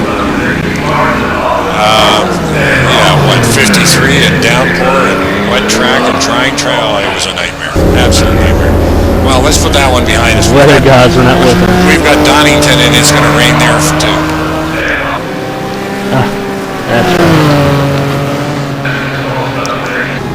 Yeah, it sure looks like I'm following Brad around, and he is driving. I think he's driving better now than he did earlier in the race. He looks happy. He looks like he's got a happy car.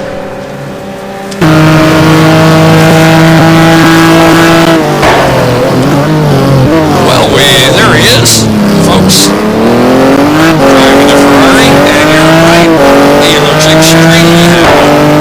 Brad Bears, driving instructor.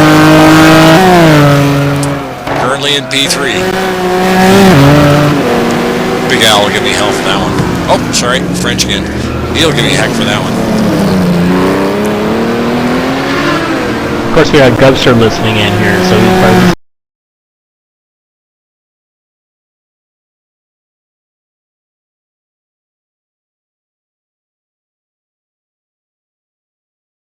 It's just going around some lap traffic there, going around Connie.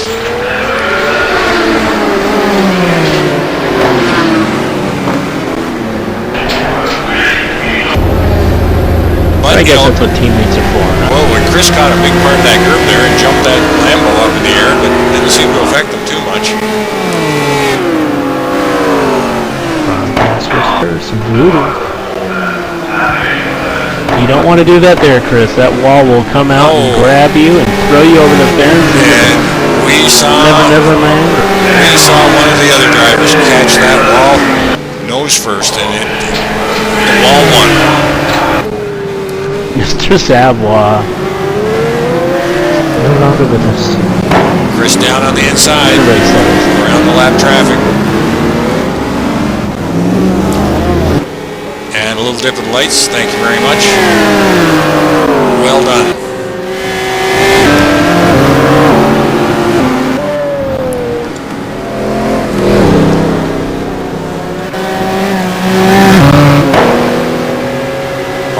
Just trucking it out there.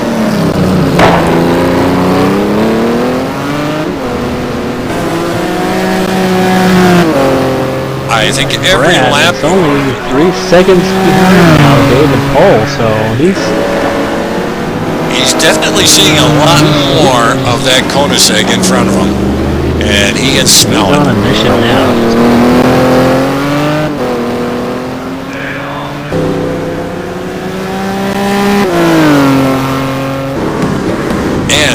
We've got Mr. Pools coming up to that lap traffic, and I'm going to jump up and let's see how he makes it through this group of cars that he's coming up to.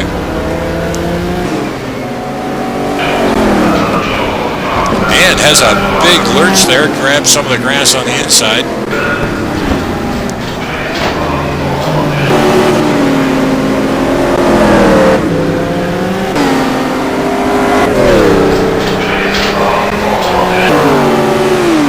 That red Ferrari is looking bigger and bigger every time I see him in the screen.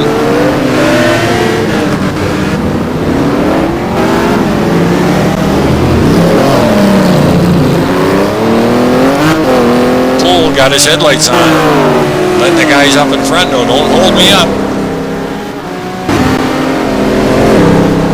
Oh. Gotta be careful there. That was close, wasn't it? Real close to it. I was thinking the same thing. I thought, boy, oh boy, another couple inches, he might end up catching a stop and go. Which would be a heartbreaker after the great race he's put in. He's only got one cut so far, so he's got, as far as the game is concerned, he's got, one more to play with. But you don't even want to really tempt it, do you? No, I sure wouldn't. I mean, if you start grabbing those cuts, you may start grabbing more than one. Up on this lap traffic.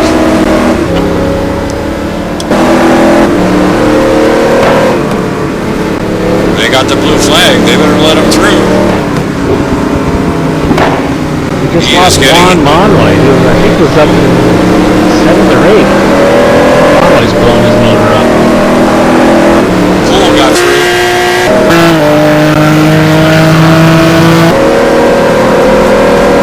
How are you blowing your motor up on a wonderful day like this? That's 2 Whoa! 2, 3 cars wide. Looks like Hamilton and Conti holding up David Poel. Wow.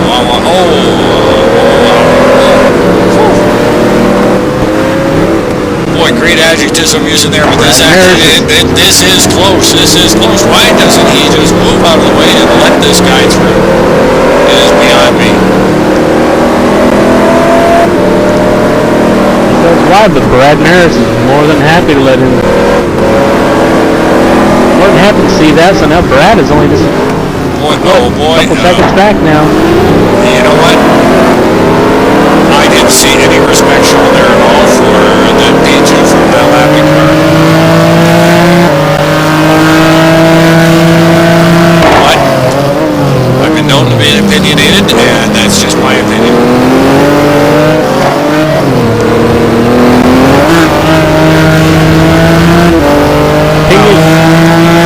Sure are cutting it close to that wall there.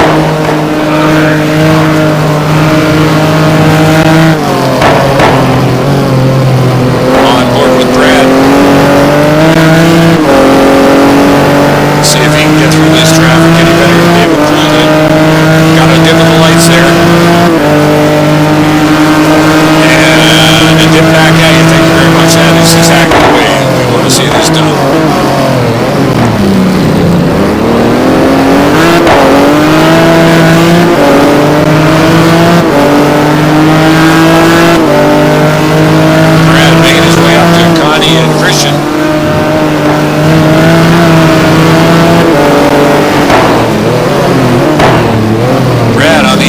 Connie lets him through. Thank you very much, Mr. Connie.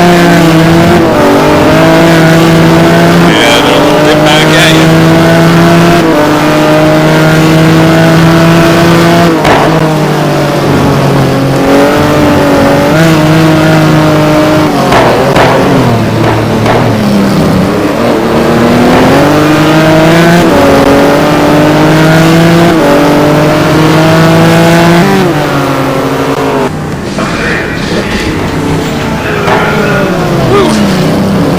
very tense.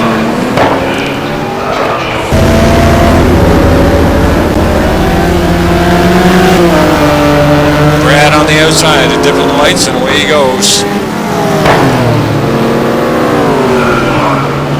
Looks like it's going to be clear track for these two now for a while. Well, Brad's still got to get around Salem Montgomery here.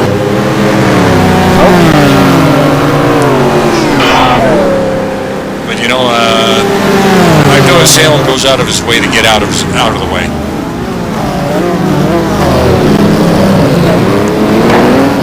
Yeah, same mistake. You're right there, so wanted no part of that. On board with Brad Maris. I don't think that foray through those lapping cars hurt either one of them, or it hurt them both equally. Gas stayed about the same.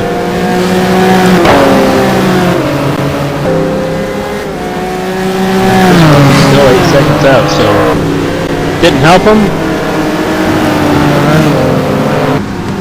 Didn't hurt him. Nope, you know, they weren't close enough together. They had the same bunch of cars to go through. I guess it worked out pretty much equal for both of them, which is a good thing to see.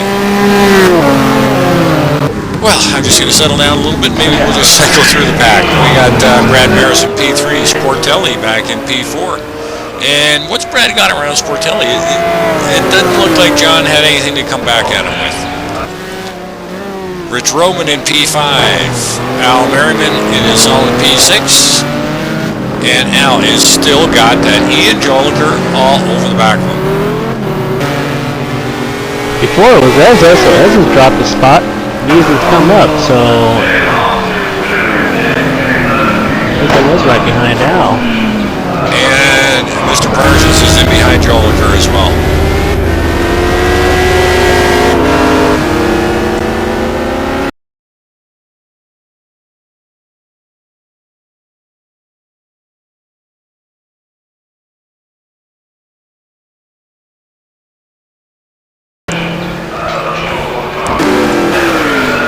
Weisman in P9, Solberger in 10, Marty Uren in P11, Andrew Werner in P12, Johnny McIntyre in 13, and Marco Conti in 14, Christian Hamilton in 15, Lou Mascarelli in 16, Scott Andrew in 17, and Salem Montgomery in P18. Here's your leader, Chris Moses.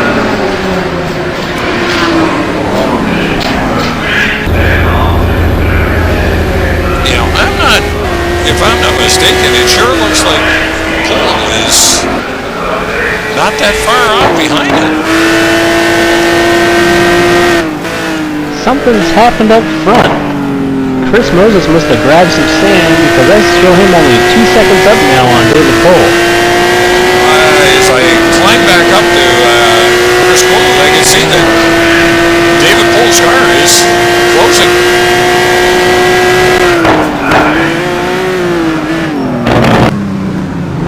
So with just under 20 minutes left in this race, is that just a mistake on Chris's part, or is he backing out a little bit? That's right. No, he went off because he had a 38-second 138 lap, so Chris had an off, cut some sand somewhere, lost 6 seconds. There's one mistake for Mr. Moses. And that is open the door up for David Poel. And Chris looks like he is struggling a little bit up here. I'm riding along in front and watching the car, and he sure looks like he's got his hands full up here with this Lambo right now. And off in the distance we can see David Poel. Don't see any damage on the car. Yeah, no, it looked pretty clean.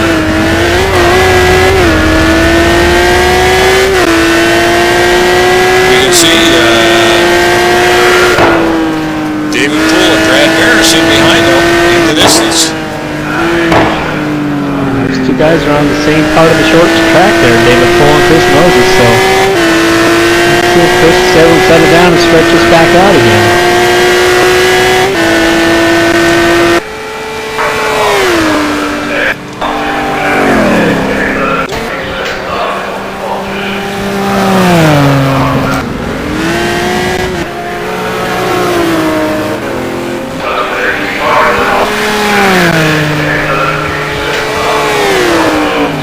Christian Hamilton's got a stop-and-go penalty, it looked like. Oh. There's 3 cuts. Well, it's going to sneak up and bite some of these guys tonight. But you did call it at the beginning. Ian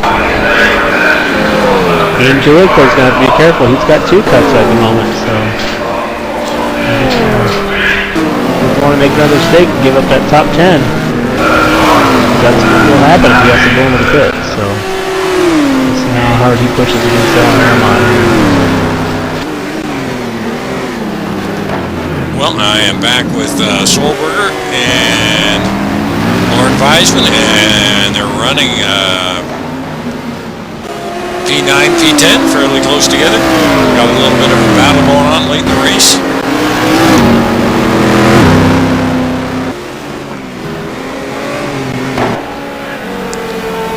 Uren in P11 and Scott Werner in P12, Johnny Mac in P13, Marco Conti in 14th, Hamilton 15th, and Lou Mascarelli P16, Salem Montgomery in P17. And that's all that's running. Back up with your leader. Being chased down by David Poel. Boy, oh boy, and I bet you that more mistakes from Chris. Yep, and I bet you that Brad Maris is chopping his lips too. Wanting to get up and to get into this hunt as well. Looks like Brad may need to take a little bit of a breath. He's losing contact with David Poel. It's about 5 seconds now, so he's gonna regroup. Either that or David Poel has found some life late in the game, and maybe the car is loosening up to where he just likes it. Just a quick scan here. David Poel got 2 cuts now too, so he's going to have to be careful.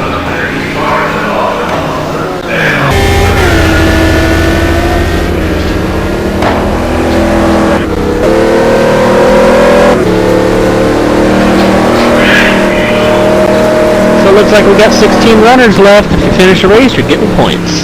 Everybody in the points tonight. Points.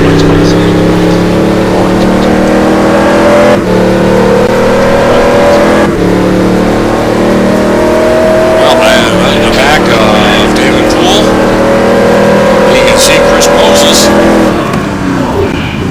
Chris locking him up there on the last corner.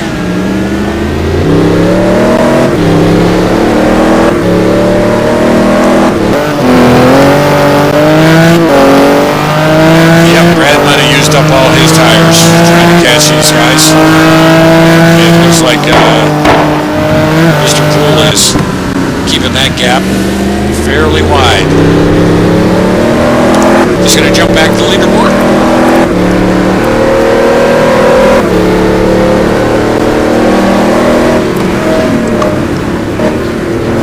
Lap 47.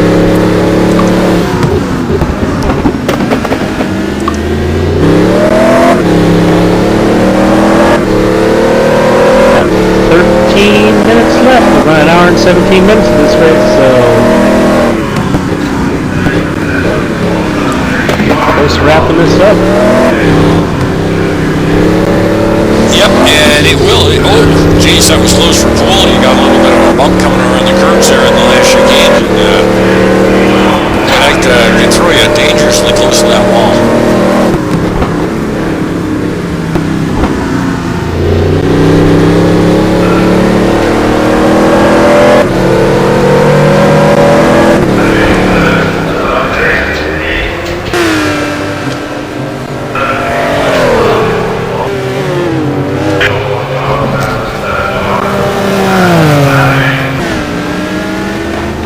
Going to be close. It should go, it's going to be 56, 57 laps. It's going to be real close as far as time, so. Well, these top 3 drivers, they can sure see each other, forwards and backwards. And I don't know if they're going to be able to reel each other in or not. What do you think, Curtis? I'm thinking Brad is struggling on the rear tires. I'm watching him go through some of the carousel section, and he's hanging on. So I'm going to have to say Brad's going to have to concentrate on keeping the car on the track and hanging on to that podium spot in 3rd. But David Poel, he's close enough that he's worrying Moses, and that just any tiny little bit of mirror driving and these curbs and walls, it's easy to make a mistake. So David and Chris, it's certainly not over by a long shot. You know, it's a race on with these two right now. Well, that's why I love having you up here with me. Very astute observations. You're really experienced at what you do, and I love the insight you bring into this. As you said, I think it's only going to take one little mistake to either take the win or lose the win.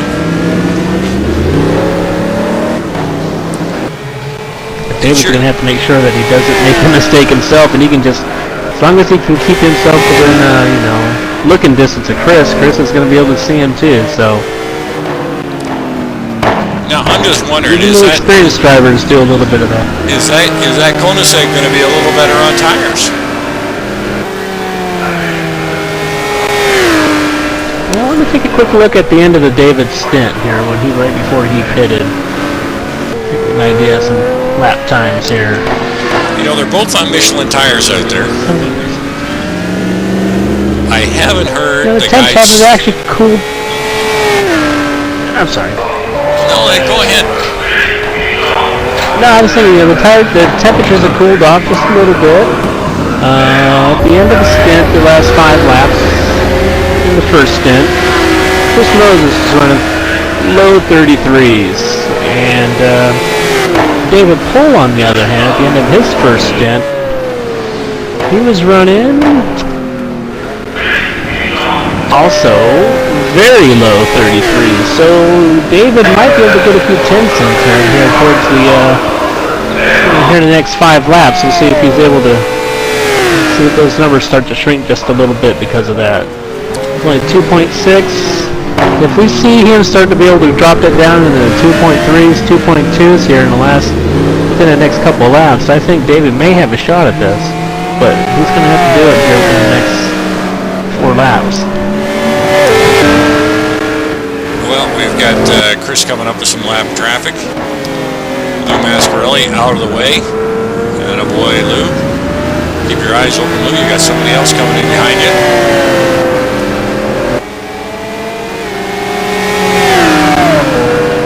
But I have heard the drivers say that they thought the Lambo was hard on tires, but I haven't heard anybody comment on the Koenigsegg if it was good, bad, or otherwise on those tires.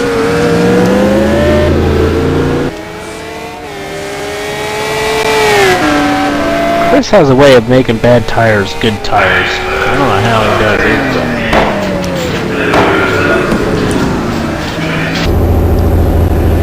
Lou Mascarelli off wide to let David Poel through.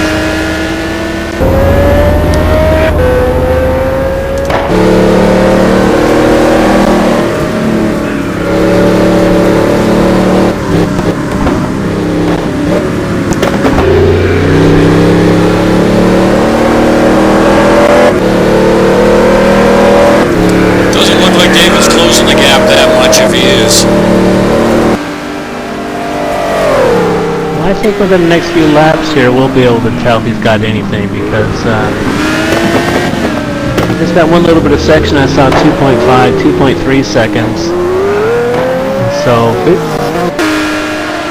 it's going to be close.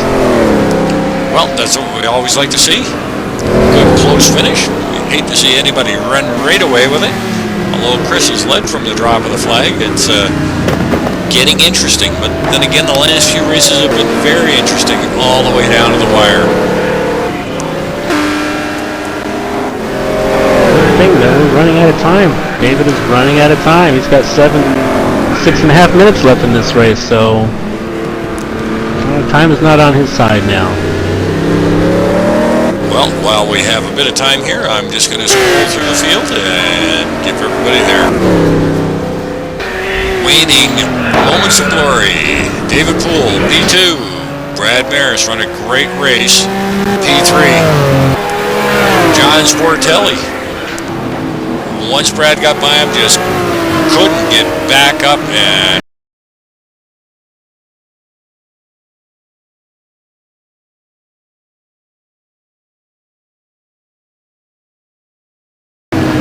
Ian Joliker.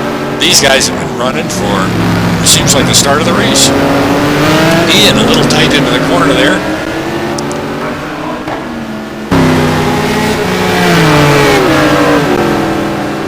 Boy, Curtis, it sure looks like these guys have had a lot of fun back here in 5, 6, 7.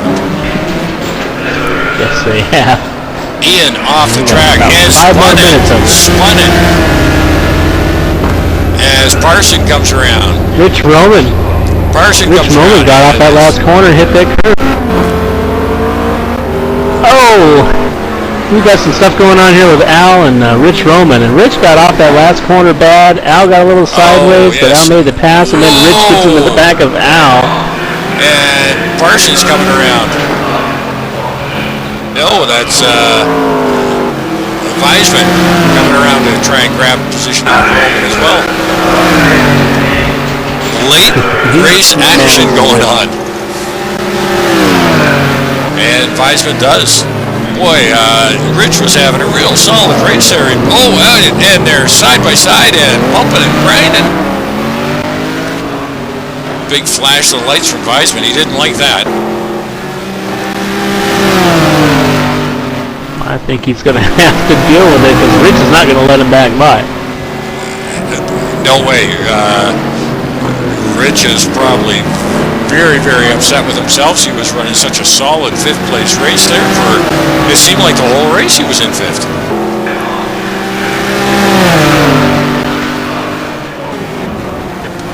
Al Marimon now up into 5th. He took advantage of that. Oh, Roman has gone wide. Weisman's got by him. Boy, oh boy, oh boy.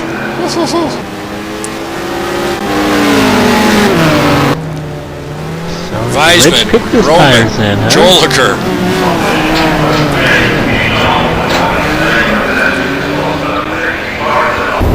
Don't let me miss the finish of this race, sir. 3.5 minutes. Well, I hate to leave these guys. These guys are literally tearing it around the track. But I'm going to scroll quickly through them. We got Joliker in 9th, Solberger in 10th, Marty Uren in 11th, McIntyre in 12th, Marco Conti in 13th, Hamilton up to 14th, Lou Mascarelli in 15th, Salem Montgomery Jr. in 16th, Scott Andrew parked it.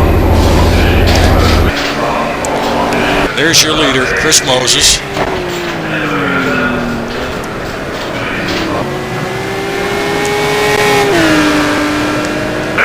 How many more laps we got, Curtis? Looks like we're going to go to 57, but we've got just over 2.5 minutes left in the race. It's going to be close. We might not make 57 actually. So I'll try to keep an eye on that as best I can.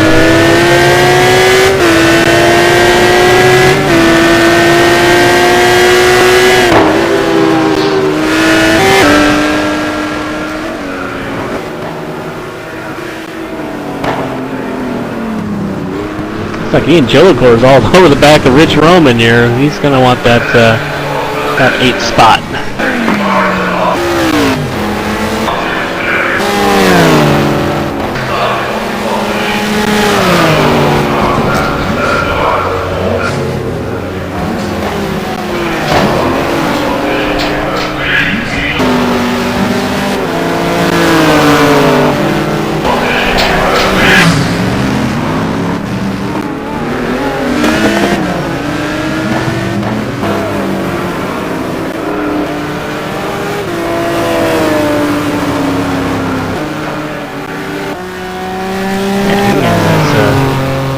Putting the pressure on here at the last minute and a half of this race. Putting the pressure on Rich.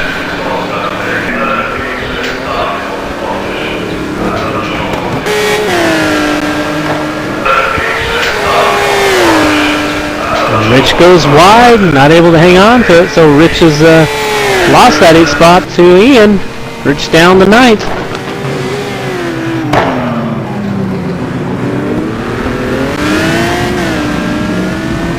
So Rich going backwards here in the last 4 or 5 minutes of this race.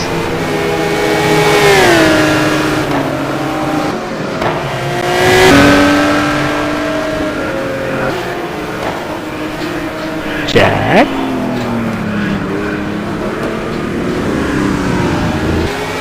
I'm up with the race leader, Chris Moses.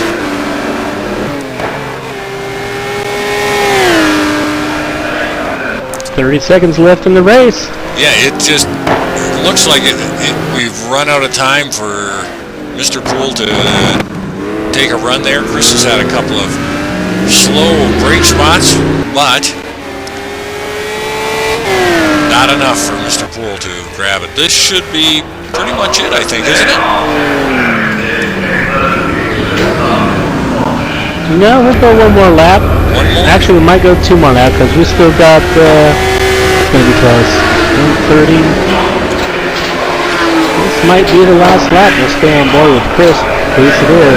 Well, I bet you he wishes it was the last lap.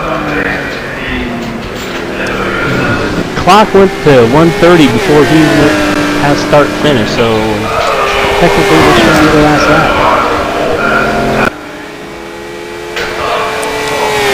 Well, from the drop of the flag, it didn't look like anybody was going to. Oh, did Chris Moses disconnect? Where did Chris go? He disconnected. He's disconnected, and David Poel has taken on the P1. last lap. On the last lap, we've had a terrible terrible incident that has cost me 60 fantasy dollars. This is just terrible. David Poel. And is handed the lead to David Poel, and Brad Maris now in second. Wow. Wow. I think I can hear Chris Moses screaming from the other side of the country now. I am speechless.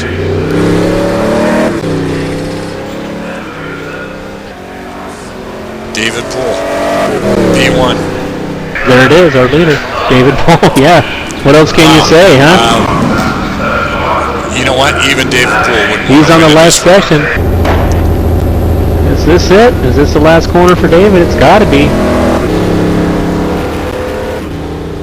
That's it. David Poel is the winner. Wow. With technical issues for Chris Moses. And Brad Maris coming around to take P2. Good battle for Brad all night, and he does work his way up. P3 is going to be John Like I Sportelli. suspected.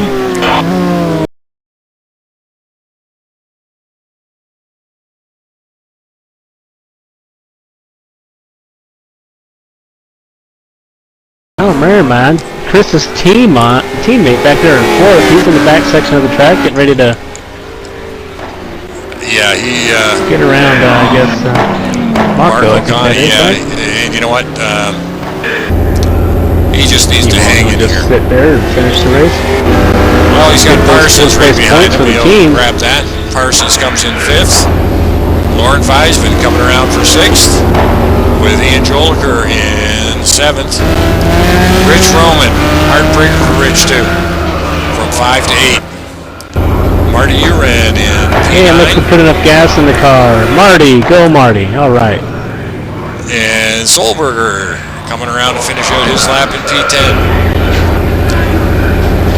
Solberg would be the last of our lead lap finishers. John McIntyre 11th, Marco Conti 12th, Lou Mascarelli 13th, Salem Montgomery 14th. That'll be it for the points finishers.